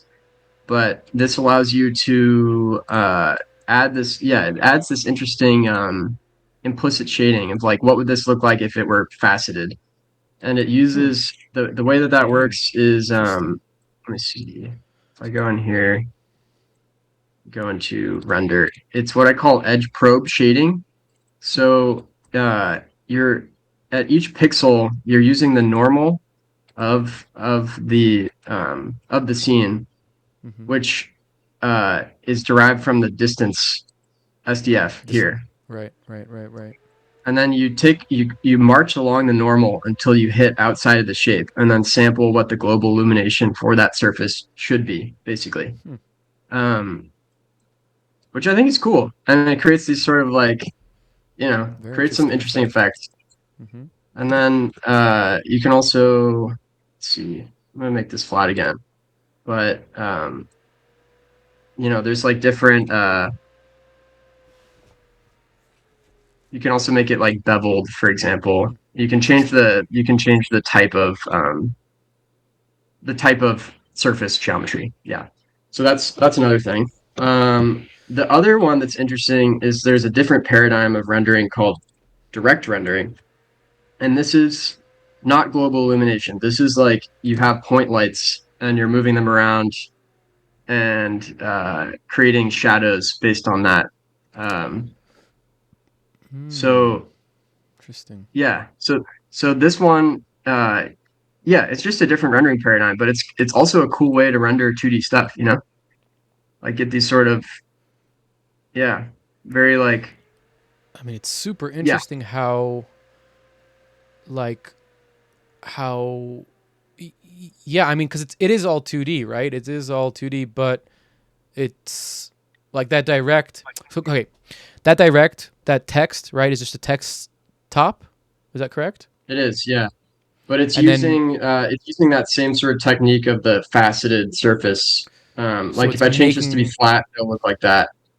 It's that same sort of 2.5D thing. gotcha. Um, And you're Yeah. telling how much extrusion to give it and rotation and stuff like that. So it does Yeah, exist in but like a quote unquote 3D world, or not really? the thing is, it doesn't. There's nothing 3D happening here at all. It's It's crazy. determined purely by the normals. So it's just a texture. Everything in this system is textures, which is also a cool thing because when you have these render inputs, all of the geometry properties are textures, Hmm. which means that you can also, like for any of these parameters in the geometry, Mm-hmm. if I go in this material, I can like add maps for all of these parameters. You can So texture it like you would a 3D object. yeah, but it's very flexible, like there's a reflection map, refraction map, IOR Mm-hmm. map. So like Mm-hmm. um if I go into like let's do this one, hang on. But yeah, it's like maps in a usual engine. It's just Mm-hmm. here, I'll do this around edges outline. And then maybe we can add like a an IOR map um to this. We'll see how that looks. Hmm. Um yeah, maybe that's not the most obvious one to do actually. Uh yeah, not the most clear. But the point is that like you can vary the emission, you can vary the absorption Mm-hmm. across each material, which I think is a nice thing. Um See if I can do an absorption tint and bring this up. Oh, Yeah, like nice. this is one where like the absorption tint varies according to this noise Daily. texture, Okay. which will absorb, yeah, Can you basically that make absorbs light as you, yeah, go do ahead. do your shape operators? Maybe this is a stupid question, but do your shape operators allow you to like rotate in 3 dimensions or no? The shape operators don't, but there is the third, yeah. So I'll finish going over Yeah, please I'll please tell me finish you going won't. over the geometry. I have so No, many no, you're good. questions. You're good. So the second operator type is top two. So this Mm-hmm. will take any texture operator and allow it to be used in the system. And the backbone of this whole rendering pipeline is something called the jump flood algorithm, which will Yeah, take any, nice, yeah, it'll take any top and output a distance field, which I still just think is magical. Like crazy it's so mind blowing that we can do that in, in less real than a time. Yeah, millisecond. insane. Yeah, it's amazing. Um, the third operator type, or the third geometry type, is called 3D2. Which honestly, Mm-hmm. I think I renamed it to be SOP2. Yeah, SOP2. So this is a little bit old, but this lets you take in a SOP and start to rotate it, but have it still be a an L2D object. And the other cool thing about this is that you can get into instancing of all of these special parameters. Uh, So oh, you can vary the emission what? per instance. So like Yeah, let me give you an example. the instancing. Yeah, please do. But like the instancing that you would do with a geo comp is the same concept. It's exactly the same. That's exactly what's Gotcha. happening in here is geocomps with instancing. Gotcha. Um, and this, yeah, it's kind of an expensive thing because these instancing materials are outputting like 8 different render buffers for all the different Uh. attributes. Mm-hmm. This was kind of an interesting thing to dig into instancing. I didn't like before this, I'd never played around with this instance custom attribute thing, Mm-hmm. but you can pass in all sorts of custom attribute data Mm-hmm. um, to your instances. Mm. Uh, where's that? Geo instancing. Huh. Custom. Oh, instancing off. That's why. Yeah. So you can see all these custom instance properties are being passed in. Hmm. Um, so if I add this default instance op and say like X, Y, and then Mm-hmm. you'll see all these. Whoa, Mm-hmm. Whoa. weird. Uh, Blown out. yeah, yeah. Let's reduce this to be like 9, 15. Also, this would probably be better served in a new, in a new example file. But whatever, I'll go for it for now. So I'm gonna reduce the period, and maybe we'll hide these for now. Go to render and turn these off. Hmm. Yeah, I'll just go through a few more examples of some cool stuff you can do with it. So one thing is caustic effects. There's just this cool result of creating a reflective surface that is curved and shining light into it. You get these natural caustic effects that will show up, which is fun to play with. Another thing is, let's see what's in this refraction one. Yeah, pretty basic. Just showing like I just love these sort of like gemstone It's very refraction pretty. vibe. It's very pretty. Yeah, Like the global illumination and the nice shadows, like the soft shadows, are so pretty. yeah. Yeah. Would you want to show Um, us like how you would set up a node graph from zero? yeah, sure, let's do that. Um, so create a new demo thing. I wonder if anything else is cooking in here because I'm still at a low FPS, but let's just see real quick. Maybe your oh, we're Might be because of frozen, the screen guys. share. Definitely Oh because of the screen no. share. Yeah, yeah. Yeah, all right, whatever. I'll just roll with it. Um, If you so we'll want, go in here. there is No, it's okay. It's the it's back okay, at okay, 60 actually. Yeah, okay, yeah. cool. So I would say first step when you're making a network is to choose the renderer. I'm gonna go with Monte Carlo because it's my favorite. Um, and add it in there. And then you just need to add some geometry, and that's really the basic thing. Now you have a system that's being globally illuminated. So you can go in here and reduce the radius. The next here, I'll add another shape in here so we can get some variety. We'll make this like triangle and add an outline maybe so you get that sort of shape. And then I'll drag it down and over a bit. Um, Do you set the and then resolution on the Monte Carlo? Yeah, so you can set the resolution here. The other interesting thing is that you can set the resolution of these individually as well. These are Oh, that's 1080, cool. 1080. And these can also, these don't have to be square. Like ideally everything's at the same resolution, but if you do like 1350, 1080, it will just use an outside fit to combine all the geometry. Smart. Um, That so makes that's useful if you're bringing in like a top from somewhere and it's like the wrong resolution. Then that can kind of like help in that way to fit it. yeah. Like if I do a top two, um, let's see, shout out derivative. Um, the next big step here is to add materials to control all of this. So each of these geometries should probably have a material. I'll drag these on. They have default materials if you don't mess with it, but this is where you can start to change how it behaves. So the surface, we can make this one like maybe we'll make this one black so it just casts shadows. This also is way too low res. We'll go to like 1080 x 1080 maybe, and then bring this up. Um, and then maybe we'll say Jules cast. Shout out. Yeah.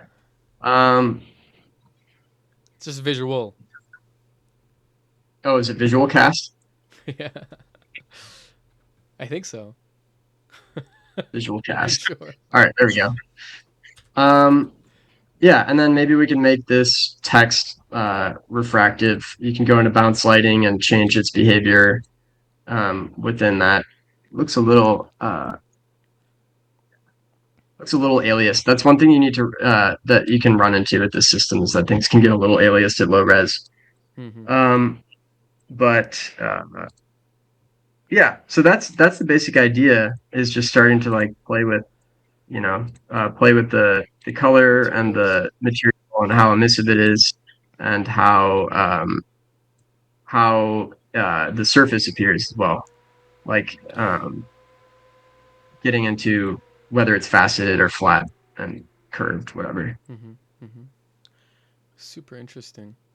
And okay, so I have a few questions. In the Monte Carlo node, are you choosing like a position of the camera? Can you zoom out per se? Like No, orthographically, or no? So no you have this camera. It's all you have a screen space. canvas. You have a canvas, and Yep, that's it. yep. Interesting. And everything is set to fit outside. So yeah, there's no camera. It's just where it is on the screen. Mm-hmm, mm-hmm, Yeah. mm-hmm. And So then the that other, but the what's that? floor is the floor like something that you could turn on and off? What do you mean by floor? Like there's a white floor in the back of everything?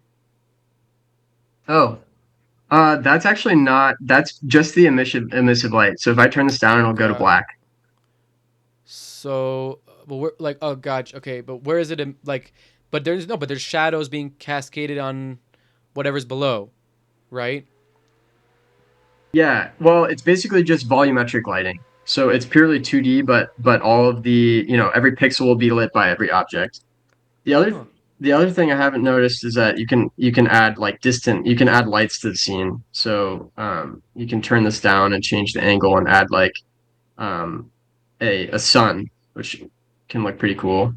Hmm. Um turn this down, maybe make it like, a little brighter, and then turn down the emission a bit. Whoa, whoa, it looks really nice when you go turn the emission down, like not all the way, but like close to the bottom. It got super nice and soft. It was really nice. Yeah, and then yeah, the sRGB correction has a big influence in terms of Mm. how it looks. It's kind of cool without it, honestly. So it kind of depends on what you're going for. But I don't like how this is like standing out, so I'm gonna go to the surface and make this curved, and then increase the ambient gain, which will make it like that. It'll change how it appears at the center where there's no ambient light. Um, yeah, and then you can also add like an ambient light to the scene, which can have a color map. So one thing you can do is like add sort of a sky gradient. Um, let's see. It's like almost like a sky HDRI almost. Yeah, but a very like small 2D version, Yeah, yeah, yeah. or like simple. Um, let's see. Nice. And if I turn this up, you should Mm. see in the background there. But hmm. I saw it in the circle. It was definitely changing Yeah, the that actually should be ambient light. making a bigger difference. I might need to tweak that. This is good. I'm finding some bugs with my system. It's always the way Yeah. it is. But okay, so I still the when I say background, I guess I just mean like I feel like the floor is the correct word because it's like I'm looking at everything from on top and there's a floor, whatever, a wall or a floor. Is that Yeah. editable? Is that changeable? Like if I want to like let's say remove it and just have objects fly around in black space and they're or like have my own. You know what I mean? Like if I remove that You and can't, then I yeah, you can't remove it. I mean, removing it would basically be just getting rid of any global illumination lighting. no, but you Um, want to have that. You want to have the global illumination lighting, but I don't want it to affect. oh, you just want it on the objects. Yeah, or like I want to put my own object in Interesting. the back. You know what I mean? Like if I want, I can make a square that's the size of my whole screen, and then I have a background. Right? They have sorting layers, right? You can tell what's in front and what's in back. I would imagine. Yeah, yeah, yeah. There is a Z index feature. Yeah. But yeah, this was actually the idea of this ambient light color map, was to be able to add backdrops, like you're describing. Gotcha. Because I right, need because it would to, reflect on the whole thing as like a 2D thing, so it would affect the yeah, floor. Interesting. but I need to fix that ambient light thing. I'm gonna write this down. Go for it. But yeah, actually, you bring up an interesting point of like, I could, well, I don't know if it would work actually. I'm thinking like, could you do global illumination on just the objects and not the background? But the global illumination Or of the even just like the objects is lighting, sampled from the background. like even it is even like the lighting, like the shadows and everything. Do they shadow on to each other? They do. I think they do, right? I saw them before. Like you Yeah, can yeah. block. So if I move this over here, Right. it'll, you know, Yeah, it will affect the shadows of that as there well. there is sort of things get funky when objects overlap. Mm-hmm. Um, Mm-hmm. Mm-hmm. but Interesting. but yeah. Now, I mean, it's so cool. First of all, there's nothing like this, which is like, the most exciting thing about it is that there's nothing like this and it's very unique, which is always going to be fun and interesting. Um, I guess, what about, like, can I use this as like a post-process effect? Like if I have a scene and I just want to add like that crazy custom refraction that you were showing before when you were breaking the the rays Here, or let's whatever. add the ray warps like that. Warps, yeah, like that. Can I have this as a post prod? Can I just feed that into like a top into it and get this like from light source whatever where the Yes. threshold? I don't know. Yes. Okay, I'm sold. I Yeah, want it. yeah. I'll buy it. Give it to me. How much does it cost? Where do I buy I it? mean, yeah, the way that you would do that is with the top two, where you just take any texture operator, you put it in the top two, and then it'll do all this global illumination for you, which is what my original component was. Like in I the original remember that was the component, original it's component, just right? It was like a yeah, here's yeah. a You screen just drop space in. GI. Yeah. The reason why I wanted to move away from that paradigm is that this just allows control over individual objects, which you couldn't do before. If you're using the other one, the emission's going to be the same, or For the the whole refraction thing. would be the same across all objects. But here you can say Right. like, I want this one to have reflection, and I want this one to Cool. have refraction. You know, um, That which looks is sick. yeah, that looks kind of cool actually. Yeah, it looks sick. I mean, again, like I'm so 3D brain that I'm like, oh, I want to do that. But it's like, I'm asking the wrong questions. Really, it's just like this is a toolbox to get these very beautiful looking, 2D effects. I mean, it's like super nice. Like, oh, whatever, 2.5D. It's like it's like node shaders. It's like a shaders with nodes, basically. This is essentially what it is. Yeah, The tech, yeah. I mean, yeah, it's all shaders. Tech. What is his tool called? RayTK. Ray TK. Like RayTK kind of tool sets. I think does that very well. And even synesthesia, right? It's like not node based, of course, but is that kind of like interface with a shader. I love this. This is so cool, dude. Thanks, man.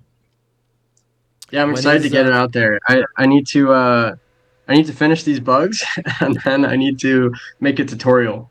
Also, I just want to shout out the reason this is possible is because Lyle and Function Store, Dan have been making this op family tool. So yeah, huge shout out to them. Yeah, It's it's it's now awesome. super easy. It's now super easy to create a custom op family, which It is is, right? awesome. Like they're just making it super Um, easy.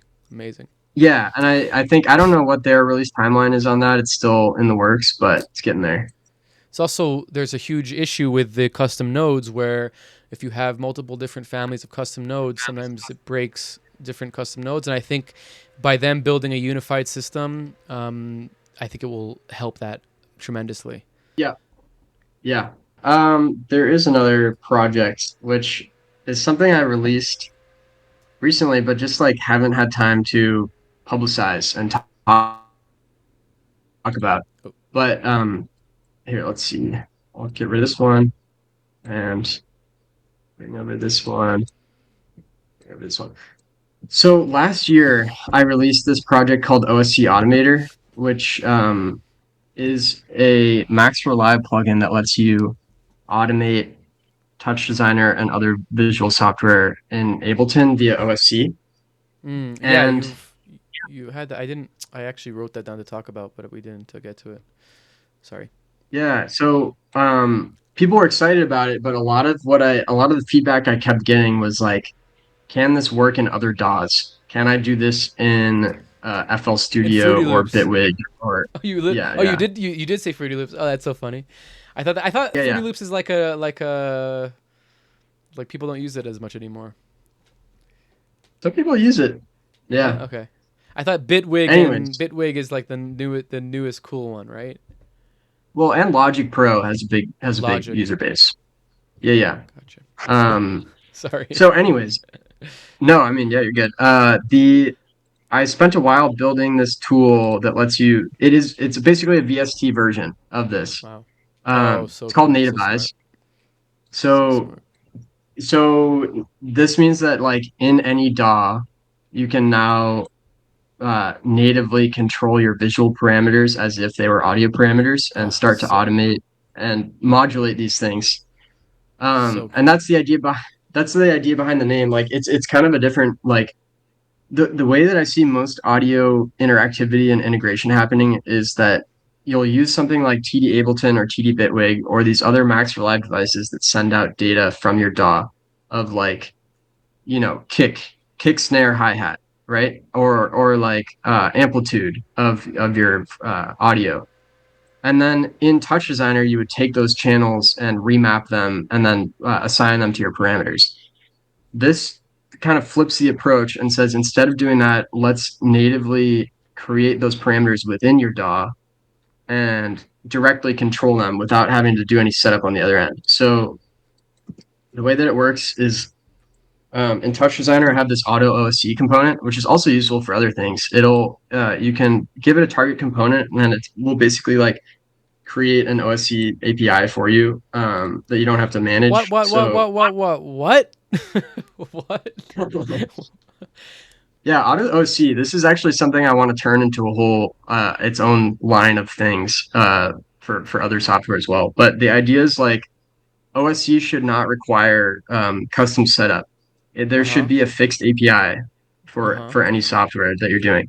So this will create a setup where you can add this custom component, say nativize example, and then if TouchDesigner receives any messages on this input port that match the address format of nativize example / custom parameter name, it will automatically update those custom parameters. So you don't need to set up any tweaking. It'll just do it for you. Um, You still have to label it the same. You still have to have the same exact address. Yeah, you do have the But if you address. So you can see like these are the addresses over here. So right, nativize example / amp, and that's over here amp. huh? But one of the cool things You don't have about to you this don't have that to make an expression or hook it up. exactly, you don't have to hook it up. It all happens automatically. The other Okay. cool thing is that you can change the input handling mode to export, and then it will Oh, export, nice. That's smart. which is more efficient than Python. Hmm. Um, so you still get the That's very smart. benefit, um, but One yeah, more this is question also on very this in right auto now. OSC. Yeah, One more yeah. question about the auto OSC. Um, when you're when you make these custom, okay, the custom parameters. No, no, no. No, okay, never mind. I answered the question myself. Okay. Sorry. This is exciting. I like this auto OSC thing. This is cool. Let's Smart. create a new audio track, add nativize. So there's a few different versions of the plugins based on how many parameters you need. Nativize 64 is kind of like the default, gives you 64 param slots. Hmm. But so you drop it into your audio plugin, and then there's a few ways to automatically generate parameters. So one is this TouchDesigner approach where you can load this JSON file and then click nativize, and it'll there it is. So cool. Um, and all the ranges will be set up for you. Another cool one is synesthesia. So you can load a .syncene Oh. file. Let's do like hexarray .syncene. Um,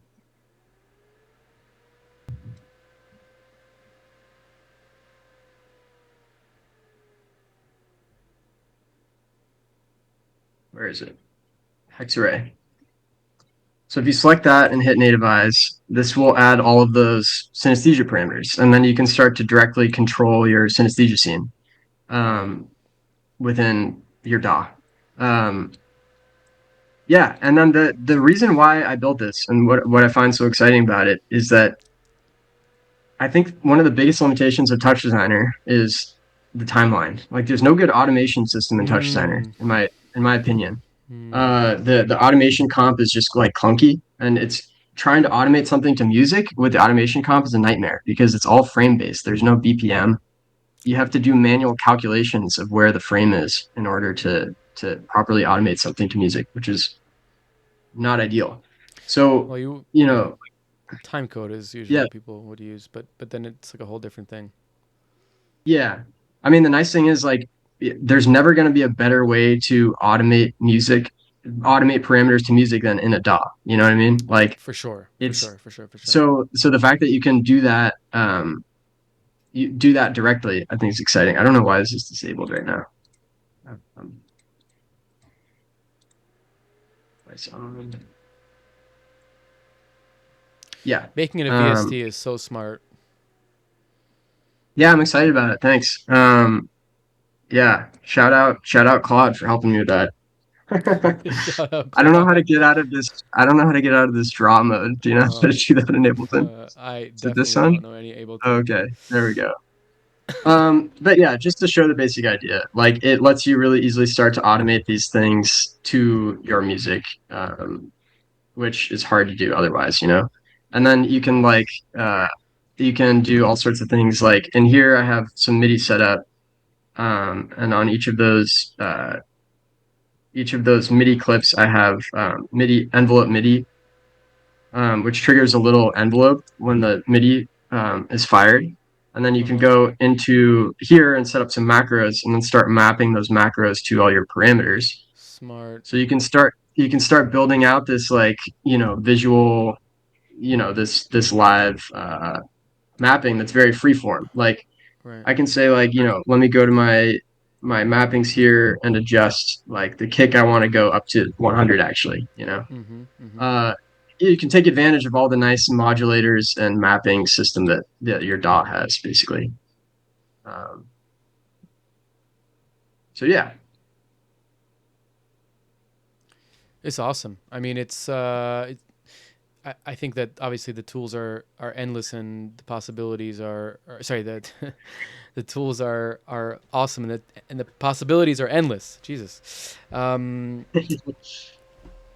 Yeah, it's super cool. I don't use Ableton or any DAWs really. I'm not a music creator, but I see the amazing flexibility of this, and like you said, like there's really no better place to do music than a DAW, and like the whole thing about music and creating it is that you're making a timeline because you're making music in time, and yeah, it's by the way, it's the same reason that lighting designers will always use a Grand MA versus like whatever. Even though you could do everything through code and through thing, it's like all the ways that lights are animated, all the way that you're gonna make those animations, those automations, those macros, all those things you wanted on that system, and yeah, it's the same reason. Like even in virtual production, we do a lot of like lighting, right? Like virtual lights. And since Unreal, there used to be this plugin called Carbon, which was amazing, but like Unreal has it built in now. But like I've done so many shows where we have an LD in the pre-process, when they're making the content, and they'll bring a Grand MA and we'll hook up all the lights in the virtual scene to a Grand MA and do all the animation like that. Because yeah, you could do yeah, that animation with keyframes, you could do that animation with maybe today with automation, whatever, but like an LD with a Grand MA tool is going to do the best animations for lighting, just to how it is. And, yeah, it's kind of synonymous with that. Like some tools are just really made for those things instead of trying to make the tool from scratch or, even obfuscate the tool with like, keyframes or, time code, whatever. Just have those things talk to each other in a really meaningful way. yeah, yeah. I would be curious to explore timecode. I really haven't delved into it. But yeah, It's more, it seems like you got the idea.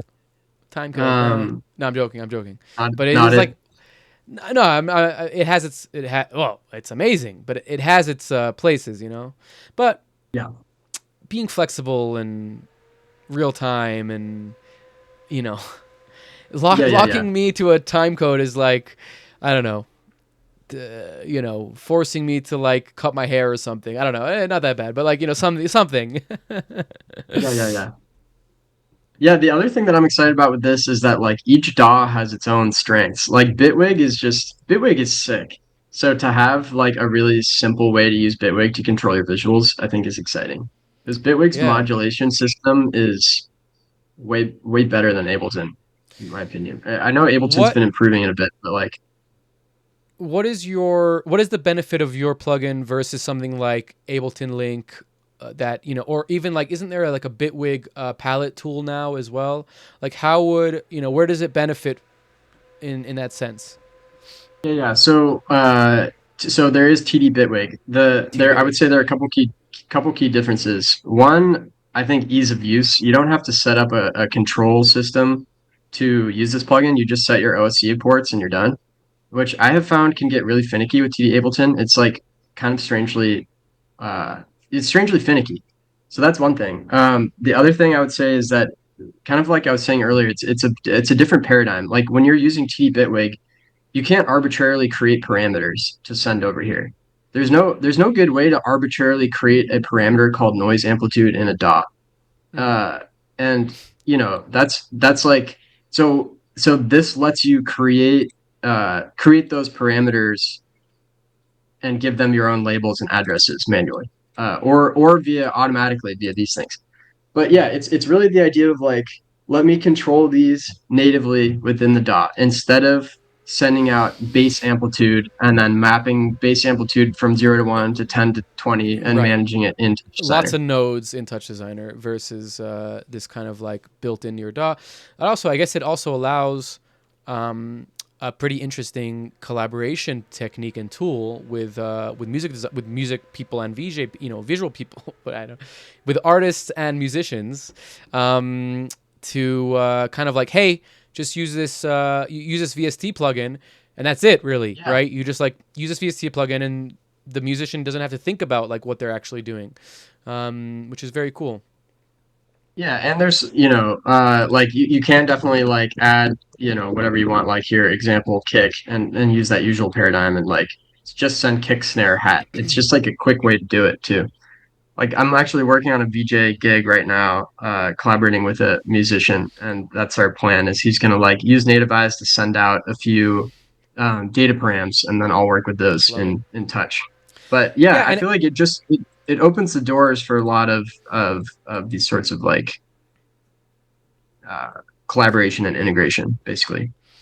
yeah, because it's like in the past, if you wanted to work with that musician, you'd have to, use TD Ableton, and then he'd have to expose all these parameters, and he'd have to do all these like workaround things that, okay, you can do it, but it takes time. Maybe it also makes that person, that musician, like be like, well, I don't want to do, like, I don't want to even like think about that, like, here, just take your kick bass snare, and then it's like, but the whole point of us having this connection is that I can get everything, like, so I think that the possibilities for collaboration really open up when you make things easy. Yeah. Yeah. Well said. Yeah.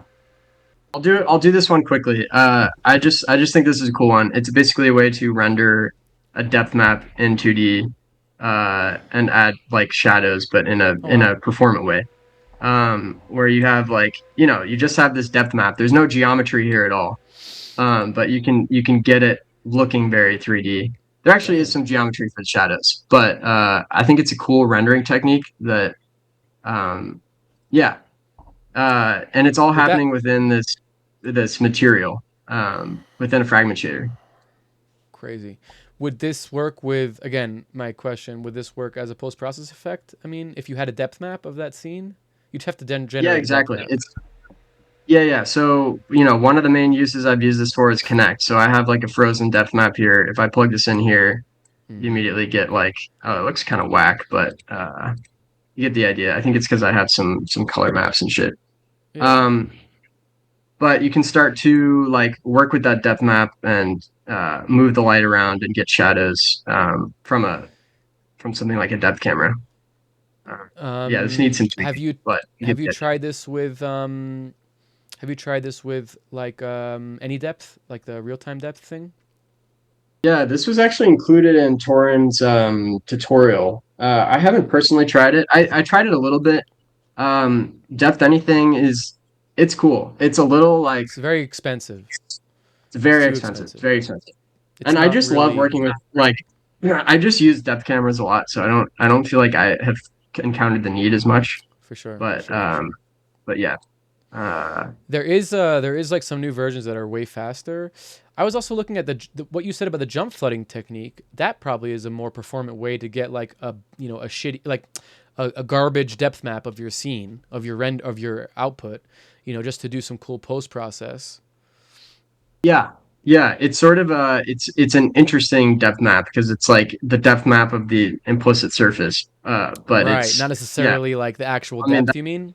yeah, that's where this stuff comes in. Like that's using jump flood to get a sort of depth map.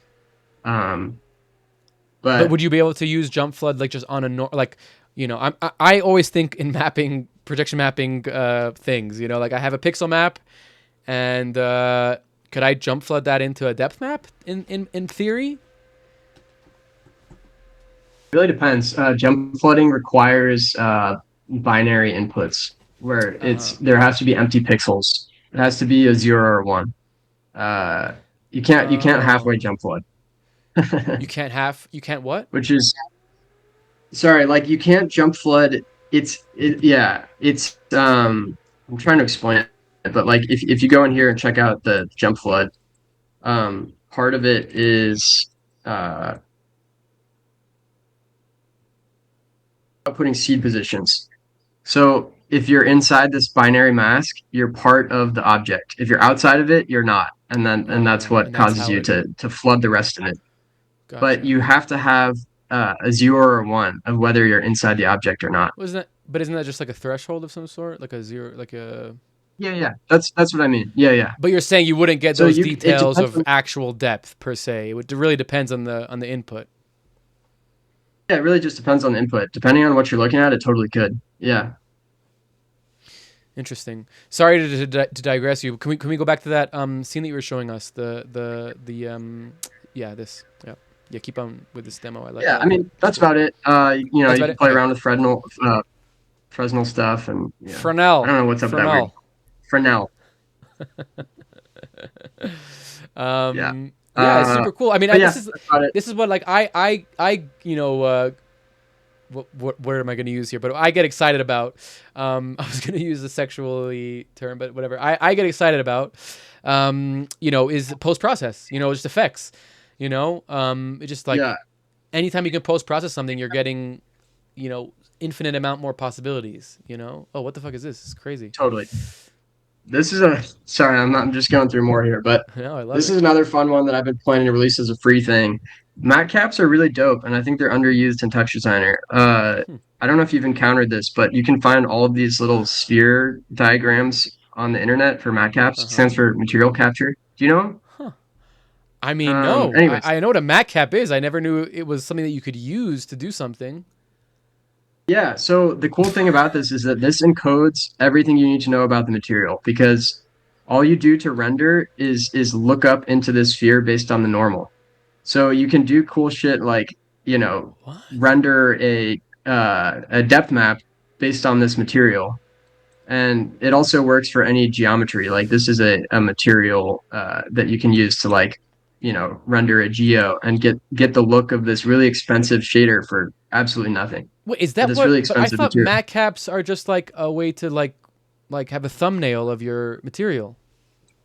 They're No, actually they're data. actually yeah, yeah, yeah. They can Huh. be used to I did they not can be know that. fully used to render something in Is it this just the way interesting that way.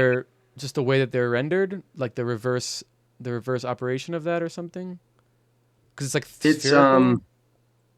yeah, it's basically like the normal the XYZ normal gives you an XY coordinate, right? Hmm. And literally all it's doing, this is it. This is the code. Wow, that's You you crazy. you take the normal XY and then you sample the matcap with that. And if you can imagine, like it's basically sampling somewhere in the sphere based on the orientation of the object. But a Right. sphere encodes every possible orientation that you would see from the camera. Gotcha. So the So you normal the normal knows what to apply based on just that sphere, on that XY sphere. exactly, yeah. So That's it's pretty crazy. cool. It's very elegant. It's like, Like this costs literally nothing. It's like See, like it's literally a texture. It's a texture lookup. It's nothing, I but it know matte looks caps looks crazy. from like in like your DCC, you can just like matte cap, which basically just gives you like a really shitty version of what the texture looks like. But I never knew that it was encoded in that little circular thumbnail. That's crazy, because Yeah, that's so interesting. It's interesting how that works. yeah, it's kind of fun one. So yeah, I'm planning to drop that soon That's fun. on That's Patreon as awesome. well. It's a Hell yeah. fun little thing. All right. Well, thank you so much, Kyle, for showing us your awesome systems and new plugins. I mean that the new plugin that's coming is super exciting. The Node family. I can't wait to have that released, and hopefully we'll have you back on when it does. Yeah, I mean, another reason to check out Kyle's Patreon and check out what he's doing. Obviously, lots of cool stuff coming down the pipe. Um, so jumping into our second portion here, and we kind of preface this what we want to talk about, but one thing that I kind of, one of the notes I took before was, you had this great line in your about section in your website: beauty of math and nature, building complex visual systems that draw from natural process and patterns, which I think is something that we can all relate to and very much agree with. Kind of coming off of this whole development kind of modality that you're working in, or maybe skill that you have. What are like what is this idea that everything is math and everything is, beautiful through math? That question of why, always comes up, and like I always find like it's like a little bit of a chicken or the egg question, but there's also like a very personal, definitive answer for each person. So yeah, I guess I'm asking you, why do you think math is so beautiful, and therefore our universe being so beautiful, and is math what makes it beautiful, or is the way that we created math what makes it beautiful? That's a good question. Yeah, I mean, I this reminds me of another question that I love, which is like, is math discovered or invented?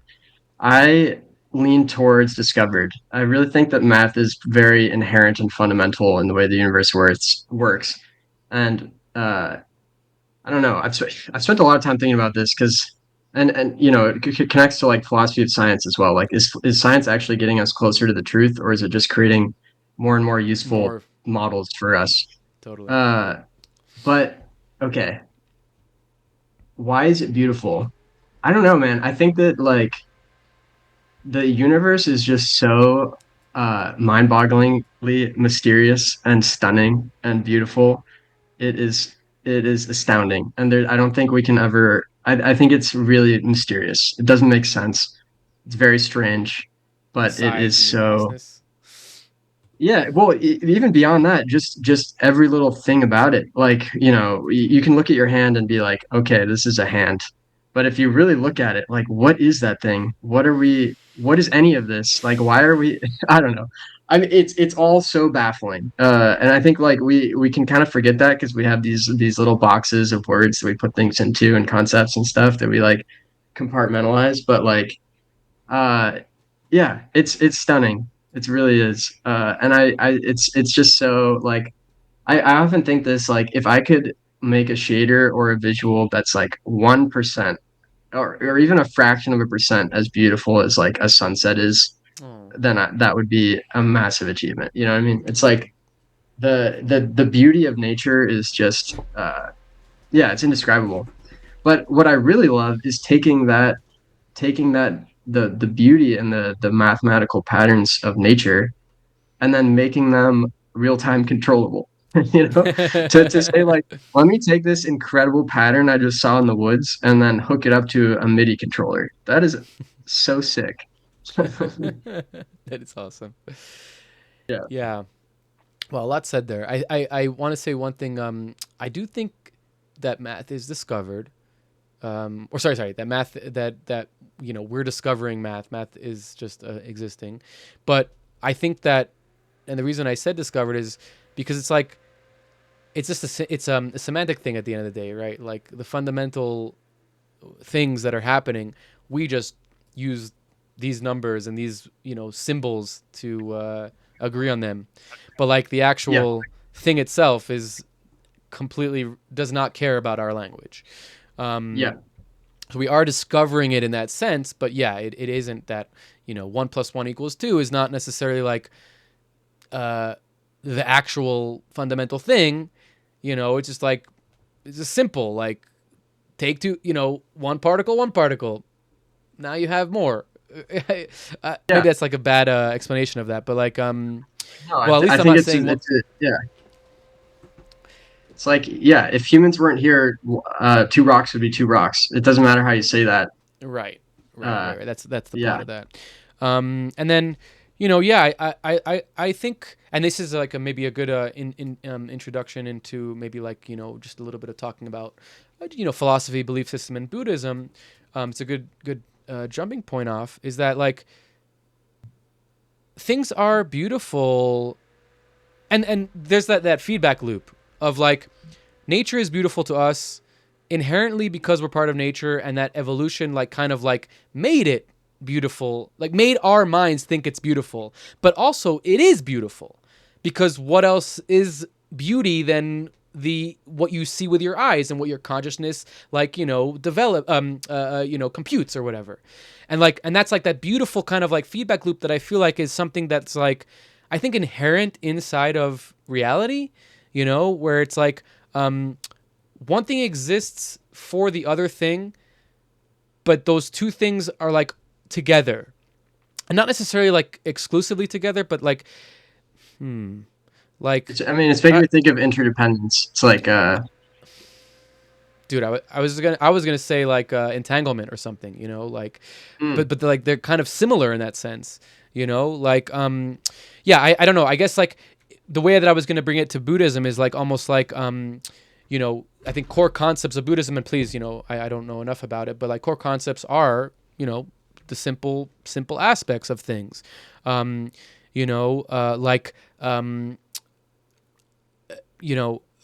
like beauty exists, and like me seeing a sunset and think it's beautiful has a function other than the sunset being beautiful, right? It makes me feel a certain way. It makes me feel good, right? And then therefore, then I'm good. Then I'm gonna make the world good, and then that sunrise is gonna have more probability of existing because the world's good. Like this kind of like weird cycle. And I feel like a lot of Buddhism, and please, again, I don't know if I'm right about this, but a lot of Buddhism is a lot about like that cycle. Cycles in general. I think more about like death and life, but like just in general, I think that those things kind of are interconnected when it comes to like past lives or reincarnation, or the idea of this karmic calculator or karmic container that we all have, and like these like soul paths, or not soul paths, but like like you come back again and again and again is the same thing, and you're always trying to like fill it up until you're full or whatever, and they don't have to come back or whatever it is. I don't know. There's different ideas, but like I think that it's almost kind of all connected in that sense, like beauty, right? Like feelings are nothing besides for signals that are being shot out in chemicals, and like the way that we interpolate it and contextualize it is with I feel good. But there's also like a really like fundamental biological feeling that happens, right? Outside of just the expression of I feel good. And like I think that it's all interconnected in that sense. And that makes it even crazier that it's all interconnected, right? That like that the system is all like on these crazy different paths and different verticals of like things, but they're all connected in some way. yeah, I think that like one of my favorite concepts in Buddhism is like non-dualism. This idea of like there's often this perception of like subject and object, and separation from us and the world around us. Like Mm. I am me. That is a chair. And like when you can get into the when you can let go of concepts, it's all one. There's no without the concept, it's all one thing. It's all one bright pearl, there's like a Zen koan that says the whole universe is one bright pearl, which I really like.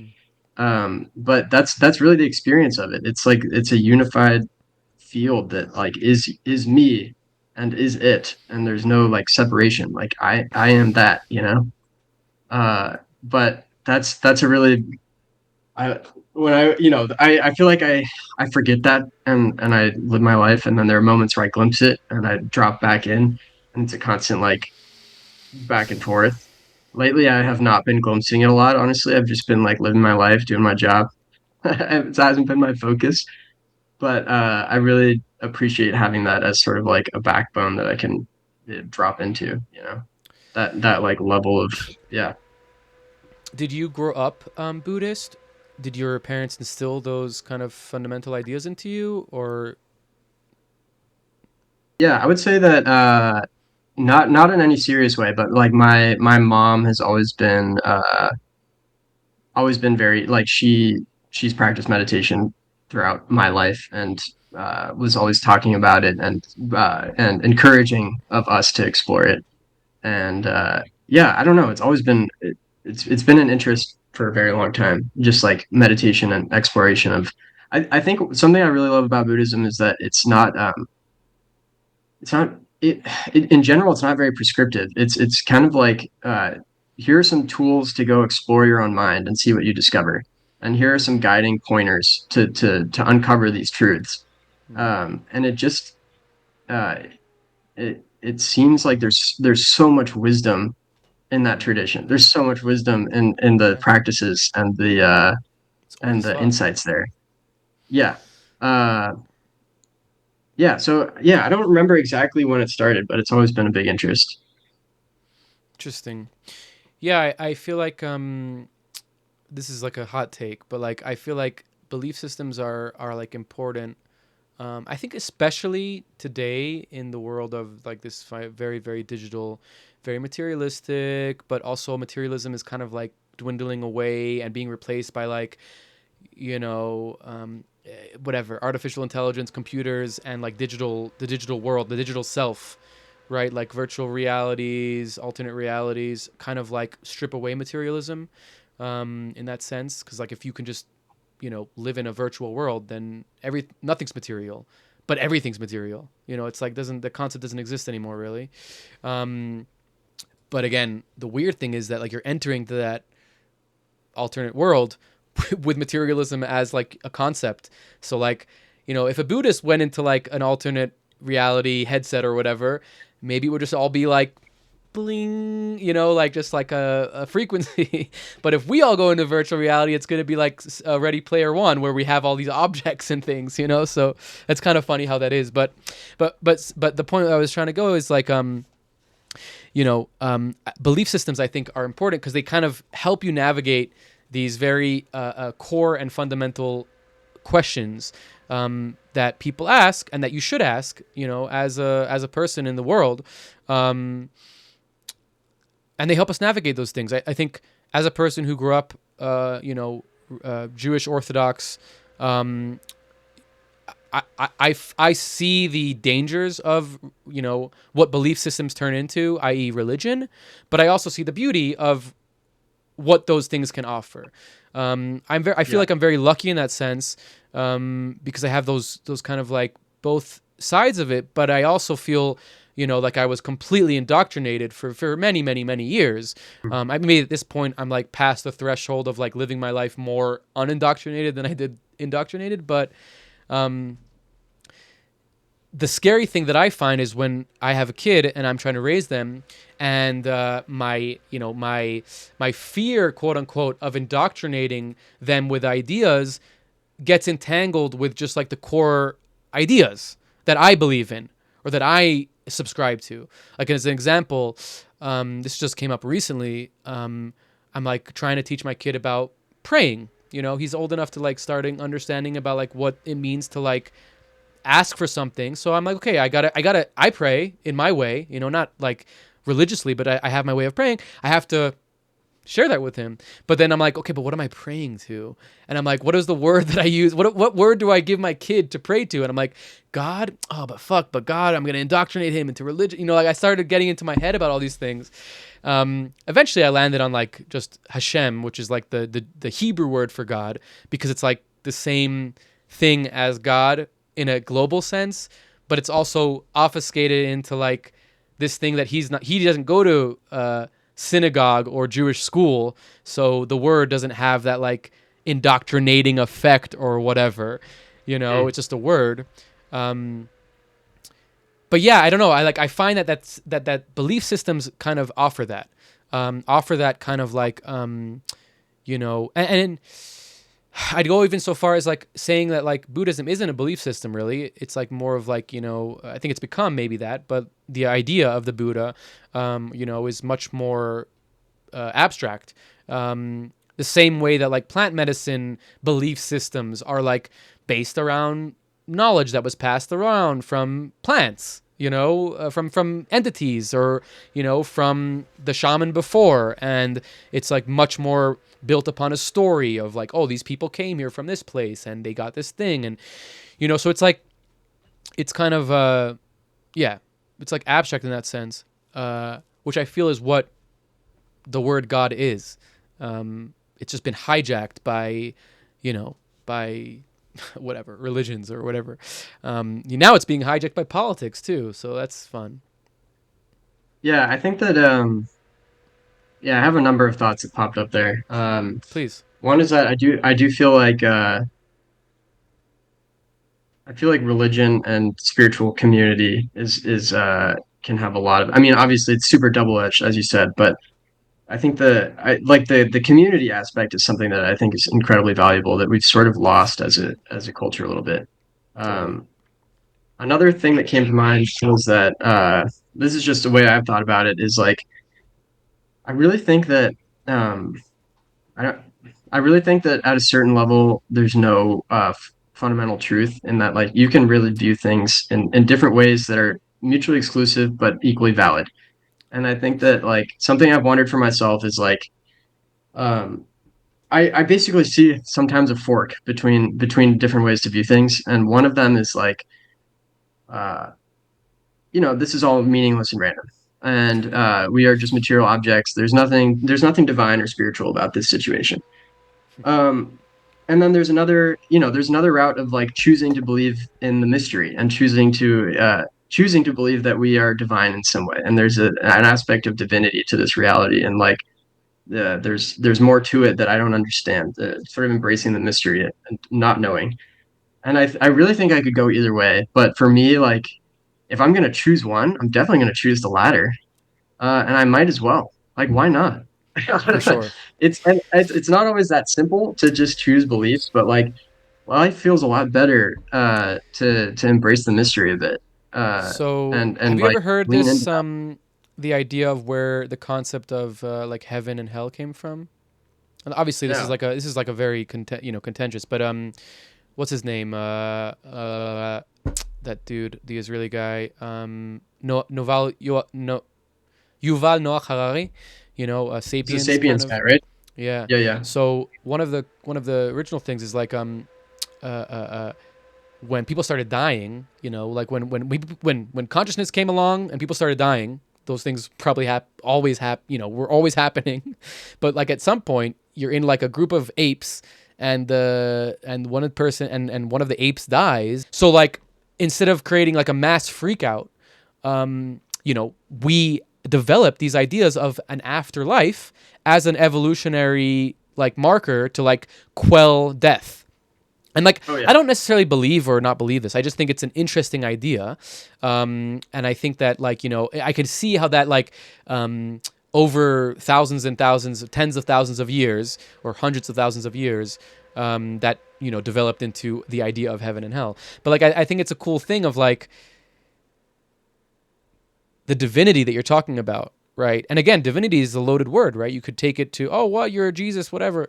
But I think it's maybe even, let's bring it back to like the beauty, right? Like what makes you feel beautiful? What makes you feel good? That to me is what God is. That to me is what divinity is, right?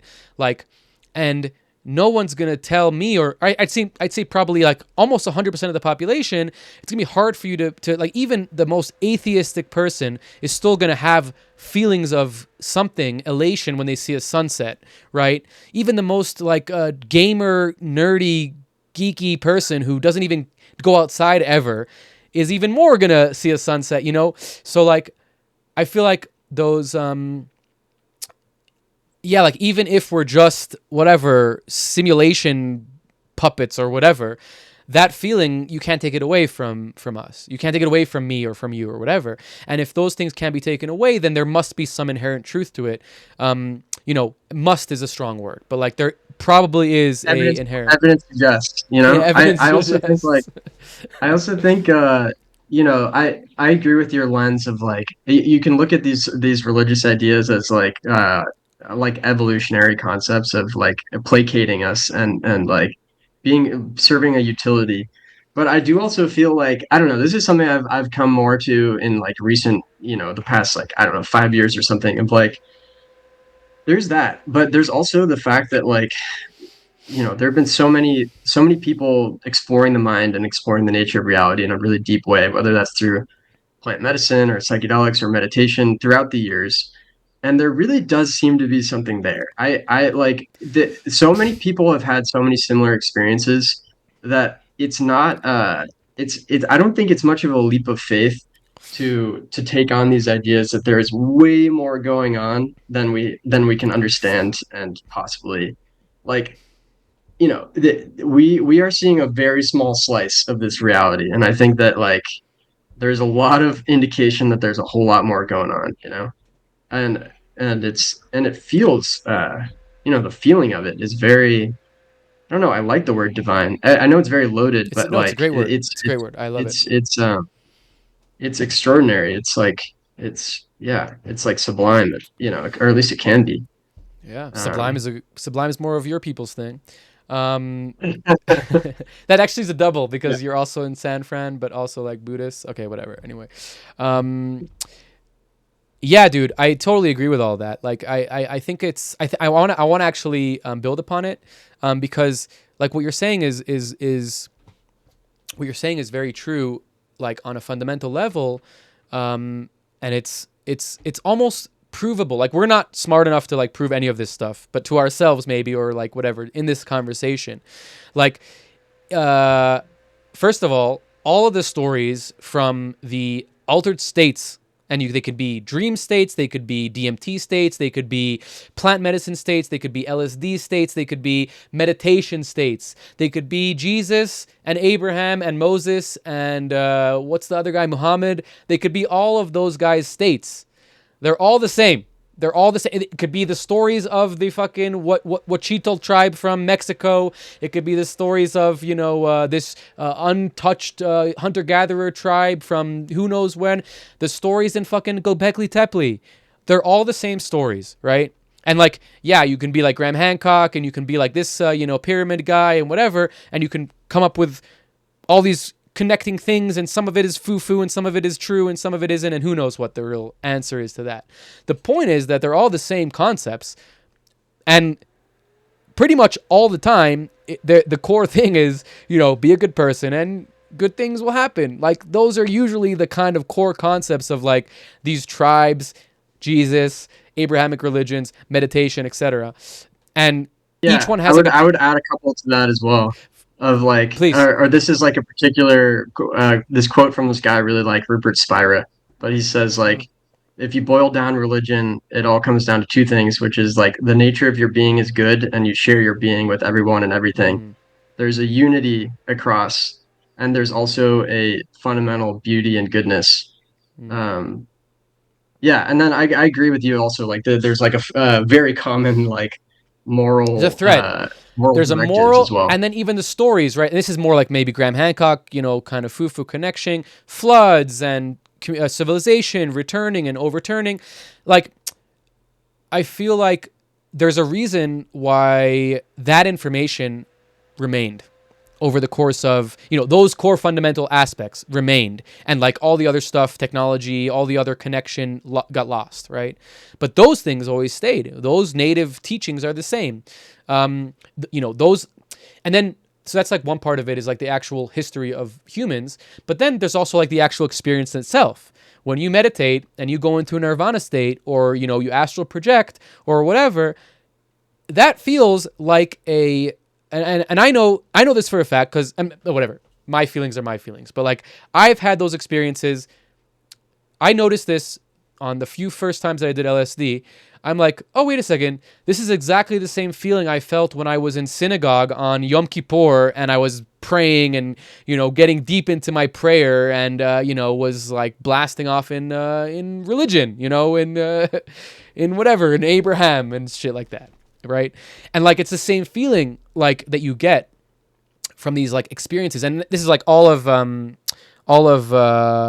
Hoffman's book talks about this, about like, a lot of studies with, from psychedelics versus the studies that they've done with like Jesus people, or like, really, deep evangelical people, where it's like, these are the same feelings and the same expressions that they're getting. And I think even now, like, 30, 40 years later, it's very clear.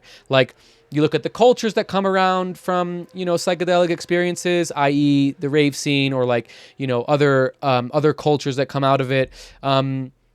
Their messages, their core messages, maybe it's all diluted now, who knows what, but their core messages are very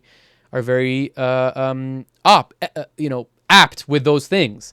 And it's because, I think, because those altered states of consciousness or altered states of reality are kind of all the same thing. And clearly, at the end of those things, when you go deep into them, it's just a white light. It's a bright light. And that white light represents goodness. And like you said, like that we're inherently good. And that like the point of this is to be inherently good as well. And that obviously gets diluted into culture and, what your idea of good is. But, yeah, I feel like those are fundamental, and it kind of like always, I don't know. I haven't done any psychedelics for a while. I haven't even sat in ceremony for like a little amount of time now. It's been a while, but I almost don't need to like remind myself of those things, like it's the little things. It's the small things that you do with your time and your mind and your thinking and your thoughts that kind of shape that. You were going to say something. Yeah, I'm just thinking. I have this feeling coming up as we were describing Please. this of like I agree with this, but I also am just reflecting like Please. it's interesting that despite that, there's so much pain and there's so much darkness, and I think that's I'm just trying to reconcile that with myself as we're describing this, but like it's I think that they're both true. There is something like fundamentally beautiful and good, and it's also like wow, the world is dark. You know? Okay, Kyle, let me ask you this.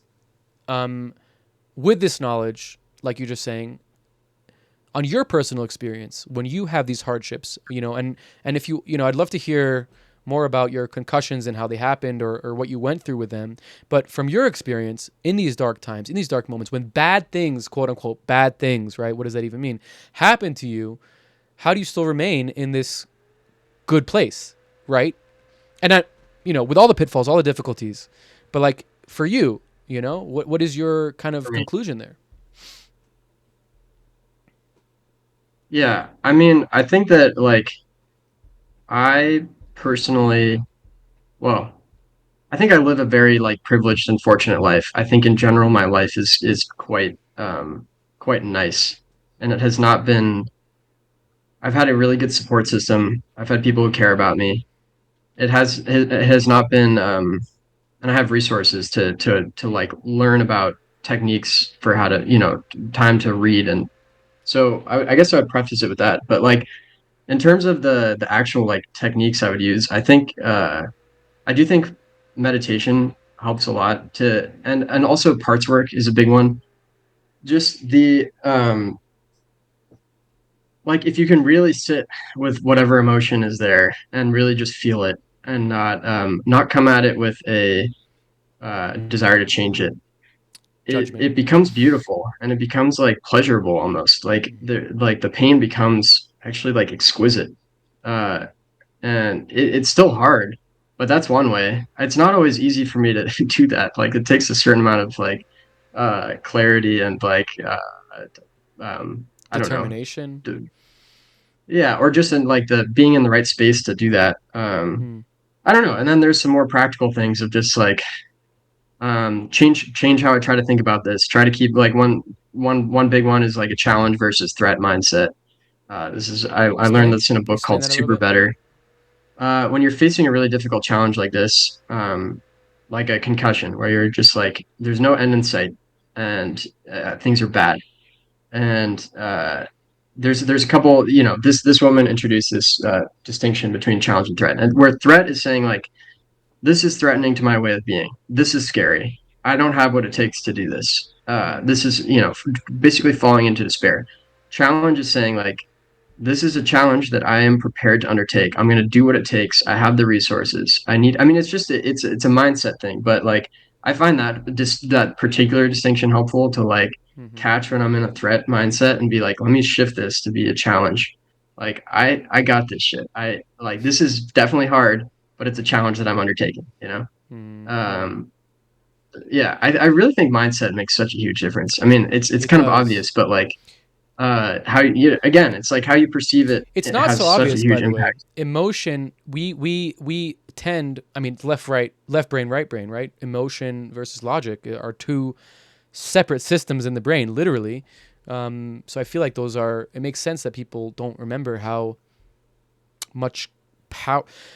There's a great, like anagram, or not anagram, but like in Hebrew, there's melech, which is three letters, MLK, right? And it's like means king.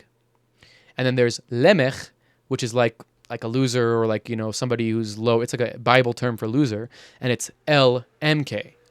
Now, this is gonna be a little bit hard to obfuscate, but like L stands for the heart, and M stands for the brain. It's in Hebrew, lev, moach, klayot, and klayot stands for your stomach. And like so the lesson is wrong in my opinion, but the concept of the way the lesson works, I think, is really good. And melech, like if you're a king, you're brain, heart, gut, right? And if you're a loser, you're heart, brain, gut. And I feel like it's the opposite from Yeah, my interesting. perspective. I feel like it's opposite from my perspective, but I still like the core concept of like the two dualities of like I'm being I'm and it kind of like the ego, like the king is the ego, right? Like I'm gonna be a king right now, and I'm not gonna let my emotions, be in charge. I'm gonna let my mind be in charge, right? It's kind of like what you're saying is like sometimes you have to like pull yourself up and be like, okay, I'm feeling these things right now, but like I know that the feelings are just feelings, and like I know what else is going on. So like I don't know, I just popped into my head that little good Hebrew good I have a quick education. anecdote to add to that I think you might Please, like.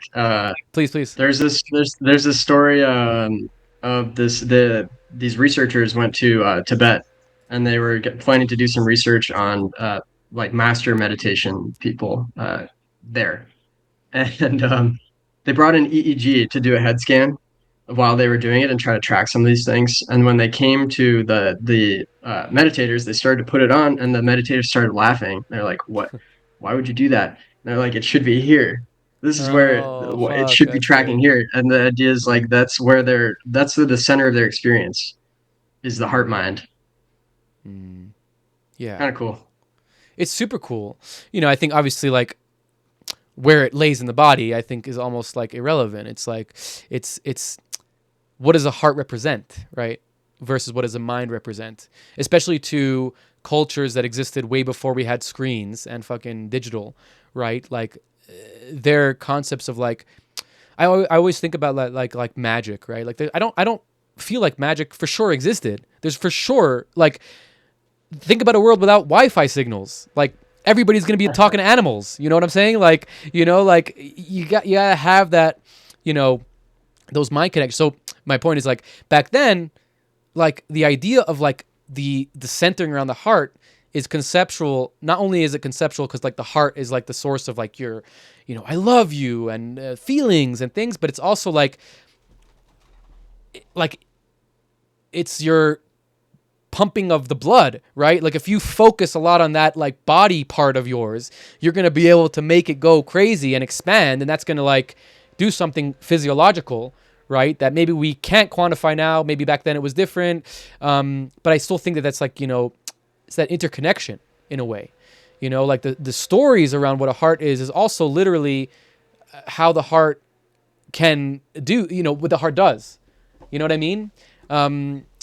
Yeah, I don't know. That was a weird tangent, but either way, I think where I'd like to kind of continue this is in terms of your concussion. Can you talk about what happened and what you went through? Yeah. Let's see. I've had three concussions. One was in 2017 basketball, and I felt fine after a couple weeks. 2019 was a bad one. That was right after I graduated college. Just moved to Austin to work for synesthesia. But before I went to Austin, I played pickup basketball again. Was driving into the basket. Two guys came in to defend me and sandwiched my head between their torsos. Just a fluke. But these things happen. And I felt pretty much better after 2 weeks. And then I started working again and like thought I was better, but started having a little bit of symptoms, like headachiness, but like kind of drank coffee a couple days and powered through it. And then woke up and was like, oh shit, I feel bad again. So this is a warning sign. I just want a quick PSA. If you ever have a concussion, take that shit very seriously for 30 days. Do not rush back into things because I've heard this from a number of people. There's something that can happen where you're on a good trajectory, but if you cause another crash within that 30 days, whether by hitting your head again or by overdoing it, it can then make the next recovery way worse. And for me, it ended up that next recovery was like again like an 8 month, 9 month journey. And that Do you said, become? Oh, play. Sorry. I wasn't I would have done that recovery much differently now than I did then. I wasn't going about it in the best way. I did kind of like cocoon therapy, which is actually bad, because there's sort of this common perspective of concussions of like you should lock yourself in a dark room and not look at a screen. You really shouldn't do that. You should do that for 2 days, and then you should start doing everything that you were doing before, but Right. slowly and measured. Like getting Slowly and your brain measured. back into like what it's Yeah, used yeah. to. It's really like another injury where like if you injured your foot and then you didn't walk on it for a month, you'd be way Right. worse than if you Right. start walking.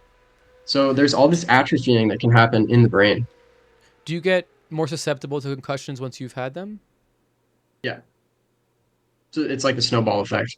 And Mm. then the third one, 2022, I was wakeboarding, just like hit the water Okay, well, I and mean, just Kyle, I have a really good solution for you for the concussion. Don't play sports or do any wakeboarding. don't worry, man. I'm only boxing now. That's it. No, I'm playing. You're only I doing football, tackle football. Yeah, I don't do anything anymore. I'm very safe. I run and I play tennis. That's it. Nice. Or Yeah, I mean, bike, there's but yeah, there's some sports that are a lot less likely, right? To yeah. wait. So I'm sorry, I totally cut you off for the joke, but you were wakeboarding and you smacked into a wave. It was literally just hitting the water was enough. So did you That's the thing. pass out? You get more sensitive. Did you pass No, out? but the feeling is like seeing stars. It's like, oh, you feel a little Like dazed, literally. and then I was like, oh fuck. But I didn't really know that it happened. I like suspected it, and then later on in that evening, I was like, oh my fucking god, did I just do this again? I was so devastated because I mean, after such a journey to fuck up like that again. I mean, I know that's a very self-critical way to say it, but like Yeah, I understand. just heart-wrenching. Heart-wrenching. I'm Yeah. sorry you had to go through that. Uh yeah. That was another tough time. That was like a 6 month recovery. The And first then time, the first time that it happened to you, was it? Did you pass out as well, or was it the same idea of like the stars? no loss of consciousness. Yeah, in terms of indicators of how severe the concussion is, loss of consciousness is actually not the highest. Really, I didn't If know you have that. dizziness, Mm. yeah, if you have dizziness, that's a big indicator. But concussions are interesting. I mean, there's like five there. It's not a single thing. Like every concussion is different. There's like five different sectors of damage and symptoms that you can have. Uh, and there's totally different treatments. There are treatments to rehabilitate all of these different things. There's vestibular therapy. There's ocular motor therapy. There's all of these. I've done a lot of that. I've done a lot of vision therapy, doing all these saccades and like fucking tracking exercises. Uh, that's a big one. But you're often the eyes, the function of the eyes gets messed up, and that has Yeah. huge downstream impacts. I've had with my little kid. Obviously, with kids it's very different, and babies they bounce back from anything. It's pretty insane. We should drink their blood. No, I'm kidding. Sorry. But I'm already doing that. Don't worry. I'm yeah, ahead of the exactly. game. That's what it's really good for. The eyes, like if you have a concussion, your pupils will dilate at different levels, and it's like because like with a Yeah. kid, you can't ask them, "Are you dizzy or are you seeing stars?" But like you can shine a light on their eye and see if the pupils dilate at the same speed. Supposedly, that's like a really good way of indicating if the function is proper. Yeah. Another thing to call out here, just in as a PSA to those who are Yeah, listening, whatever, or PSA. just an Three interesting hours part of the in. story. Yeah, maybe not a PSA, but another factor of my experience is very commonly when you have these long-term concussion symptoms that last more than 3 months, there's something else going on. Just Hmm. something I learned. And for me, I think it has been like infections. Like I realized I've tested positive for Lyme and for mold toxicity.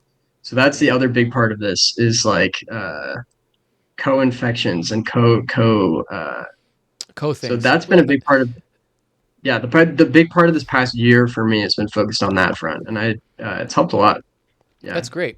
I mean, I think medicine in this country, probably in most modern countries, forget that aspect so frequently. Like mold toxicity. You know how many people have mold toxicity and how many fucking symptoms that thing has? Like, you could literally have mold toxicity right now, not even know about it, and get a headache every few months, and that's it. But then you could have mold toxicity, and then you can get seizures. You know what I mean? Like, it's crazy how those things, like the environment, impacts us so crazily. I mean, I hate that's mold, actually man. maybe That's why I'm moving. That's why I'm is moving it? tomorrow. Oh, Yeah. cool. There you go. I Good. mean, yeah. Basically, the apartment I'm in currently has some mold in the basement. I'm like, I can't have this in my life right now. Mold testing. You can buy like $30 kits online. They're not accurate, but they'll give you an indication. They'll give you an indication. If like we've done mold tests in my house that I live in now, and those home test kits were like signaling, and I got the owners to like do like an actual with like a proper machine test, and the machine test revealed that yes, there's tons of mold everywhere, but some of the mold is from outside, and it's like not going to do anything bad to you, and some of the mold is also dormant, doesn't do anything to you. So, but those mold test kits from the home ones will give you an indication: is there shit in the air right now? And they're $30. I highly recommend people to do that if they're feeling it, as a PSA. Um, so Entered the Kyle, just PSA portion of the chat. PSA portion of the cast. That's so funny.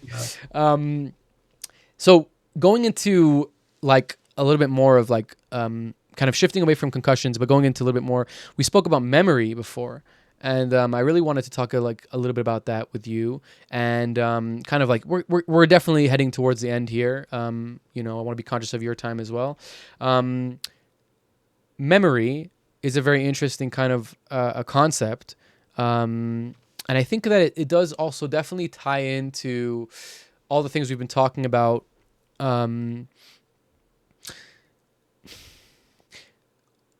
You brought up those like kind of different ways of remembering things.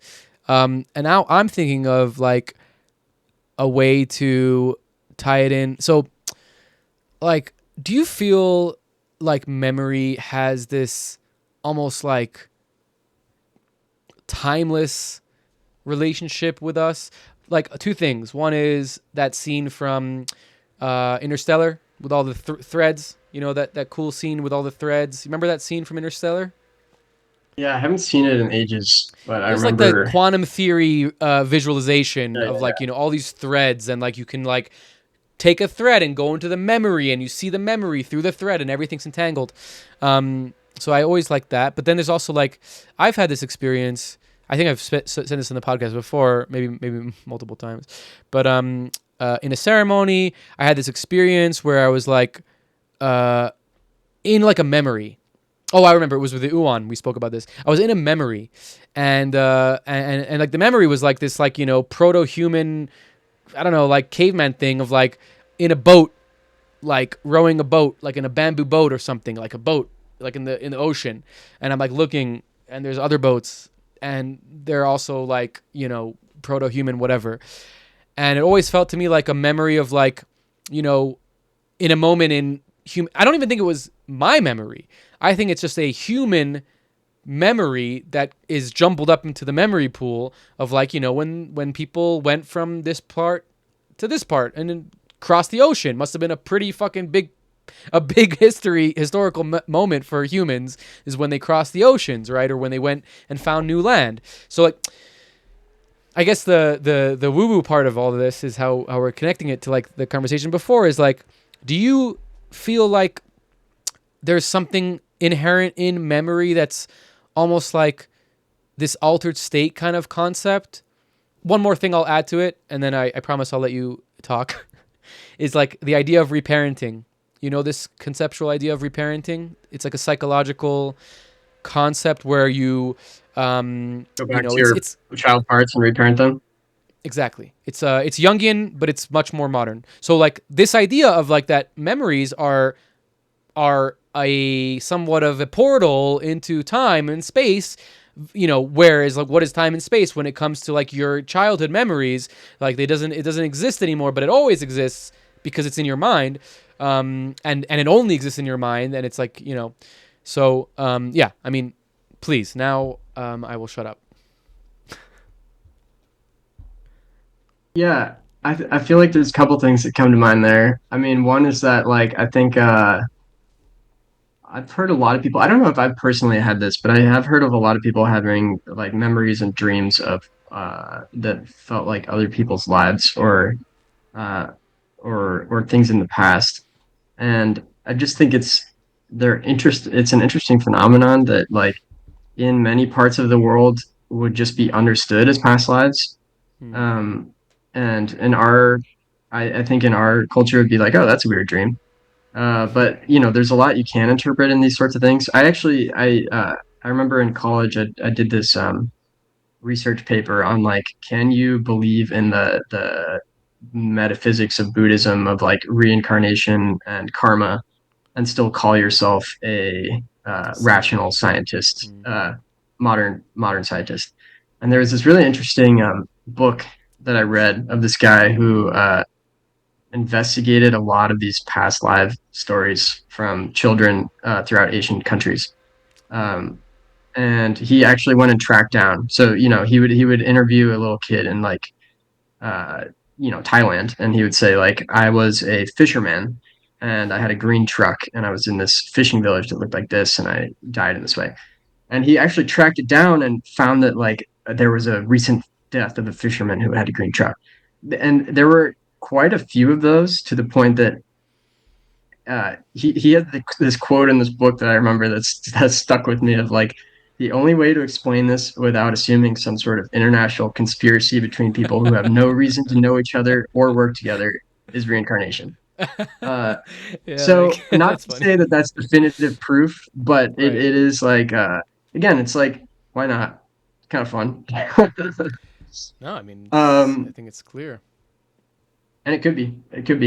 Well, what was your There's conclusion another about just believing in metaphysics and becoming a scientist and being I a think you being a totally rational can. scientist? Totally can. Yeah. Hmm. I think it goes both ways. I think you can be yeah, you can absolutely justify belief in reincarnation and karma and still be a valid, rational modern human. You do have to like, I mean, Very if you're rational. like incredibly skeptical and you're like I'm not going to do anything that I'm not going to believe in anything that I don't have direct evidence for, then like yeah, that would probably Be disqualify it. hard. Like you can't Yeah. and science, the whole thing is infalsifiability. Like you have to be able to prove it wrong for it to be a scientific theory, which kind of rules out a lot of these things. But Hmm. like I think that there's a totally rational basis to believe in these things. Karma too. Yeah. You were gonna say something. Yeah. No, you were gonna say something before I cut you. Before I asked you that, you said there was a second thing. Oh, just a quick note. It's just the other like fact that stuck with me from that book is that like among these stories that he encountered, something like 60 or 70% of them remembered death by blunt trauma. It was a weirdly high thing that seemed it was just like Oh. one of those things where like wow, it seems like somehow a sudden death Well, there's causes these that. memories to resurface in the next. Well, there's that concept in Buddhism. I can't remember where I heard this. Um, when you're when you die, you need to know that you died to go to reincarnate. And if you don't know that you Hmm. died, you might just you might like almost automatically reincarnate. Like you don't get to go to like what is it called, the middle ground. You get to choose. You don't get to choose. You don't get to have that experience with God or whatever. And the idea is that like because like and I love the concept because it's very close to like I know a lot about dream space and dreaming. And when you dream, Oh, we should talk you're about that. I mean, I'm that's kind of definitely. like yeah.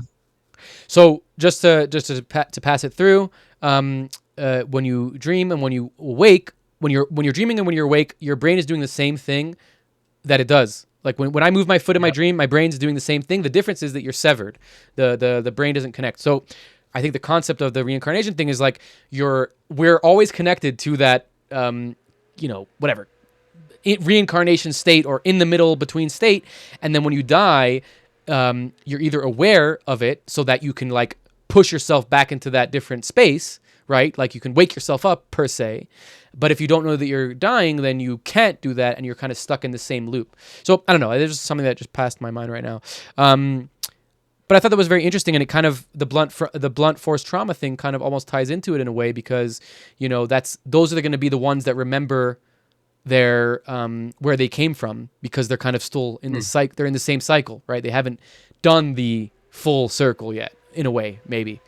Um, Dreams, yes, please hit me. Yeah, I was really into dreaming for a while, and this actually touches into the concussion narrative. There was a while in 2019 where I could not do very much in my waking life, and I got this book about lucid dreaming and started to explore that world Which very one? deeply. Exploring the World of Lucid Dreaming by Stephen LaBerge. Yes, that's the same one Absolute that I. banger. Oh, dude. Oh, fucking! I'm getting the shivers. It's the best. I read it when I was 20. It saved my life basically. But please, what has your experience been with it? So I had an interesting ride with it. I would say I got really into it for a while. I got to the point where I was doing it every night and starting to really explore, and there was a lot of fascinating shit about it. I mean, the whole thing about spinning and closing your eyes and then you'll appear in a new place, crazy. Hmm. The fact of looking at your hand as an indicator, that's my method that I usually do. I look at my That was hand and if yours. it's warbly, I know. Yeah. I did text. I look at text, look away, look back. It always worked for me. Yeah, well, dude, the look away, look back thing, I've spent Didn't so work. much time like it's just so crazy. Like anything you're looking at, if you look away and look back, it's the same thing but reconfigured. It's never the same. Like I've had so many dreams where I'm flying and I'm like looking at a insane like metropolis below me or something, and I look away, look back. It's like And it's a reform, different. reform, Yeah, reform. I'm like, yeah, this is it's just crazy. so cool. But the hands I've, worked for you. I had a problem with the hands where because it's like the turning the head didn't do it as much for me, but the hands always would wake me up. Whenever I like there's that moment right before you become lucid where you're gonna be lucid in a second. Like you haven't answered the dream state question yet, but the answer is gonna for sure be it's a dream, and like all of a sudden the lights start turning on. I've had this many times where it's like the moment you become lucid, all of a sudden full LSD colors, and then but then you sometimes wake up right away from it. And I had with the hands, I guess maybe that physical thing of the hand just connected those things too much for me. Um, yeah, the text always worked for me. yeah, I would say that happened to me for a while. Like maybe the first month I was trying this, I would wake up pretty immediately after becoming lucid, and it took a while to remain calm, to say like, okay, I'm dreaming, let's roll with it. Um, The thing that I found It's eventually such is a that crazy feeling, no? Like, it is, man. it's so It is. crazy, and like people that lucid dream naturally, they don't have the same feeling because their brain is not actively being like, hey, test your state right now. Like the brain thing to do that is like a totally different thing. When it turns on, you're just like, what the fuck? It's trippy, man. It's really trippy. And I mean, I don't know, man. There's so much fascinating shit with dreams. Like false awakenings, I find fascinating. I've had times where I have false awakenings like 3 times in a row. Like I'm fucking 3 levels deep. I'm dreaming within a dream within a dream. I mean, it's literally like Inception, but Yeah. it's so trippy to like wake up and then start analyzing. I start telling my friend, like, I just had the craziest lucid dream. I was flying around. And then I'm like, holy fuck, I'm still dreaming. It's like, uh, the other trippy one. Have Amazing. you seen the movie Waking Life? Yeah, love it. Yeah, yeah, great movie. But something I think he says it in that movie. But something I ask a lot to in my Cell dreams is shading. like, uh, I will ask the characters like, you know, you're a dream character, right? Like, how do you Yes. feel about that? And they usually just go totally silent. It's weird. It's like a self-destruct button. Oh, Uh, dude. Okay, do you still lucid dream now? not super often, and I actually intentionally wound down because I found that it didn't feel as restful, and I felt like I would rather be asleep at a certain point. I got to there were some times where I would lucid dream, and then the dream would stop, and I would just be me, sort of standing there, and I'd be like, I I don't really know what to do right now. Like I'd rather be unconscious. Like it was cool, but like there were some times where I would literally just like sit down and start meditating because I didn't know what else to do. I was like, Interesting. there's nothing going on, you know? Interesting. Interesting. Uh, but yeah, I what's your had experience? yeah, I mean, I had like when I was in my 20s in the army, military, it was very difficult and I think my cousin gave me this book actually, the Stephen LaBerge book, and it's the one I still recommend to this day.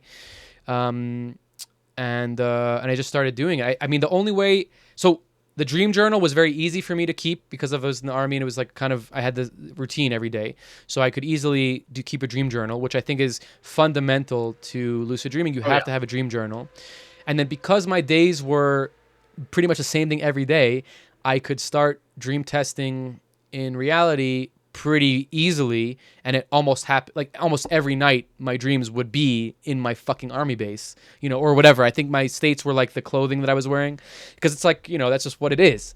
So it was very easy for me to like trigger those lucid dreams. I got to pretty much 4 or 5 times a week, not every night, but 4 or 5 times a week, and those nights would be long, drawn out dreams. At the beginning, I woke up pretty fast, like you.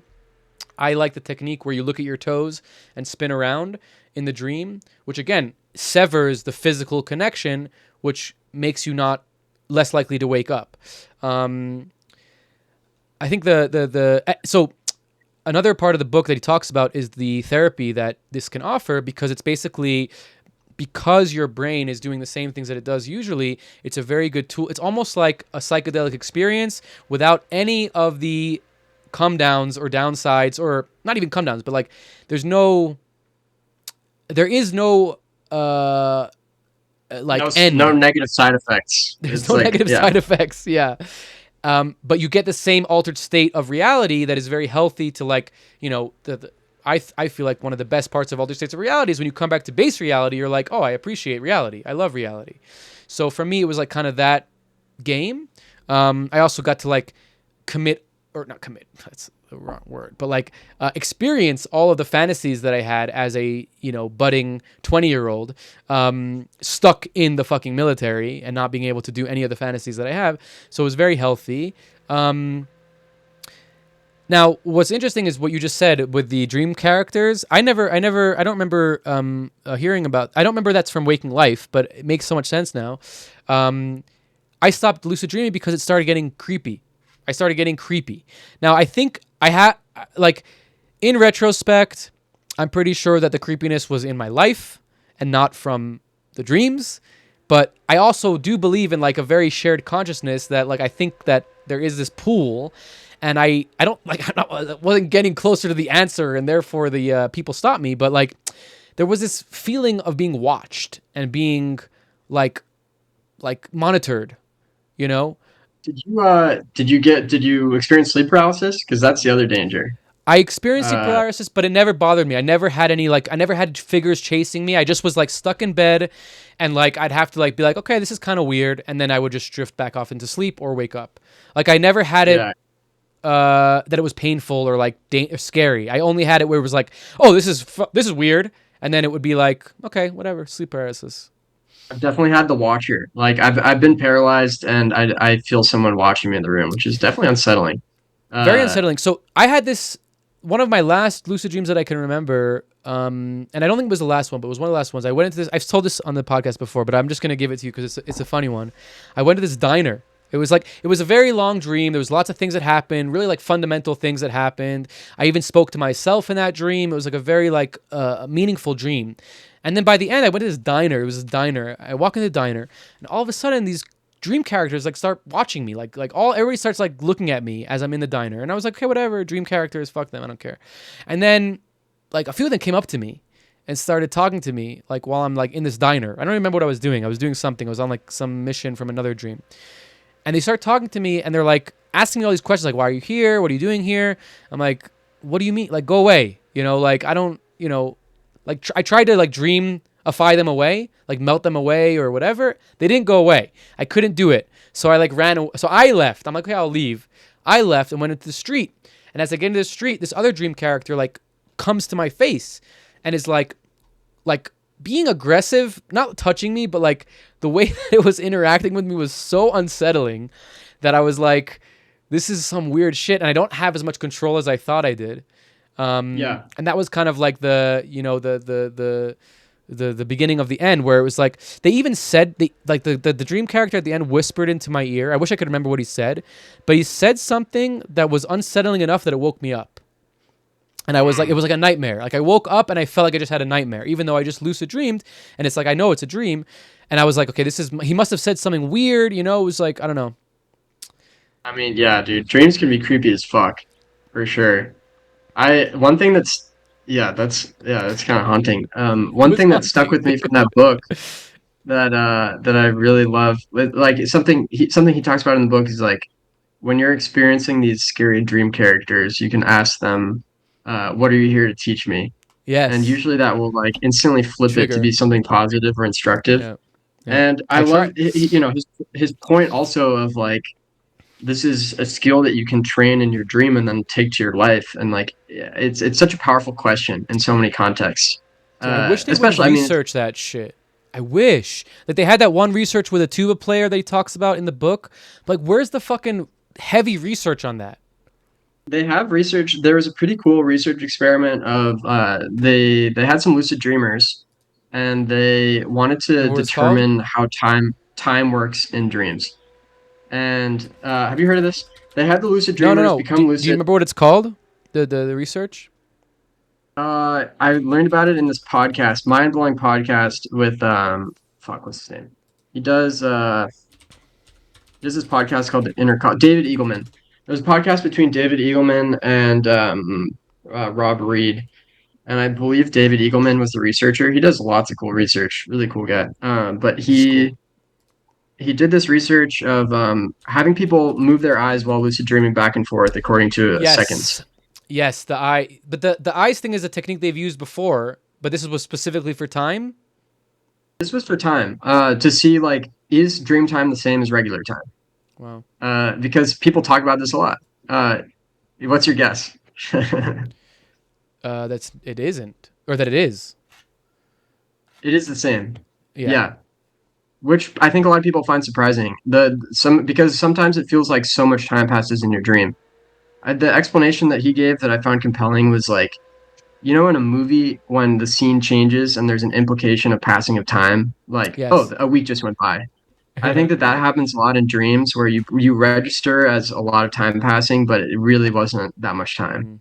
Mhm. So you can have a dream. I mean, I've heard people describe dreams living an entire life, Life. and they're like, Yeah. I was a woman and I like experienced being born and like being through going through school and getting married and dying. And I'm like, and it, you know, the experiences of living a whole lifetime. Uh, but the claim, at least of this research, would be like that was probably like 30 minutes max. Right. Well, it's like, you can go into like a 10-minute DMT experience and it can be like like a lifetime. But then everybody back there that was with your body holding it was like, yeah, only a few minutes passed. Yeah, I It's wonder if like, DMT time is the same as dream time. but I I think wonder it's if like they could time do an eye is. test for that. But Well, there's some crazy research happening with DMT now. With they're trying to map the DMT space with intravenous like long term. Like they're basically sending people off into like DMT wait, what space do you for mean like map? You mean hours. map the actual space that people explore with all Yes, the like with actual cartographers. Yeah, people experiencing overlap in what they're this is cartographing? that's what they're trying to prove. Can you send that to me? What are they finding? I mean, I I'm it's so fascinated by like the fact that people very consistently experience encounters with non-human intelligence out there is yeah. like crazy. It's It's it's cool. telling. It's the same like back, and this is the thing I was saying before. Back in the day, that would just be I met an angel. I talked to God. But it's the same. It's the same experience, the same conversation, the same kind of like, oh, you're crazy. But like 50 people talk to the same, or not 50, thousands of people talk to the same angel. Thousands of people talk to the same, had the same, revelation of Jesus or whatever. So I don't know. I feel like there's all these connections. The research, we'll talk about it offline after this. But yeah, dude, this is a great natural stopping point. I feel like I'm about to wake up from my lucid dream. And it was so nice to talk to you. I am, yeah, thank you so much for your time. I really, I love to get to know you. I feel like I want to talk to you more. So just tell the people whatever you want to tell them, and then we'll say goodbye. Yeah, I would say yeah, thanks for listening. You're doing a great job wherever you are. That's all I have to say. Yeah, Amen, and brother. if you want Thanks. to give me a follow, I'm on Instagram, Patreon. There you go. Definitely give him a follow. Prismatic. We'll have all the links. Kyle, thanks again for coming on. Yeah, thanks for having me, man. This is awesome. Really enjoyed the combo. Wow, what an episode. Thank you so much for watching. Thank you to Manda Smash for the intro and outro music. Thank you to Sophie Holder for the amazing internship helping us with all the episodes. And thank you to the guest for coming on and spending time with us. See you next week.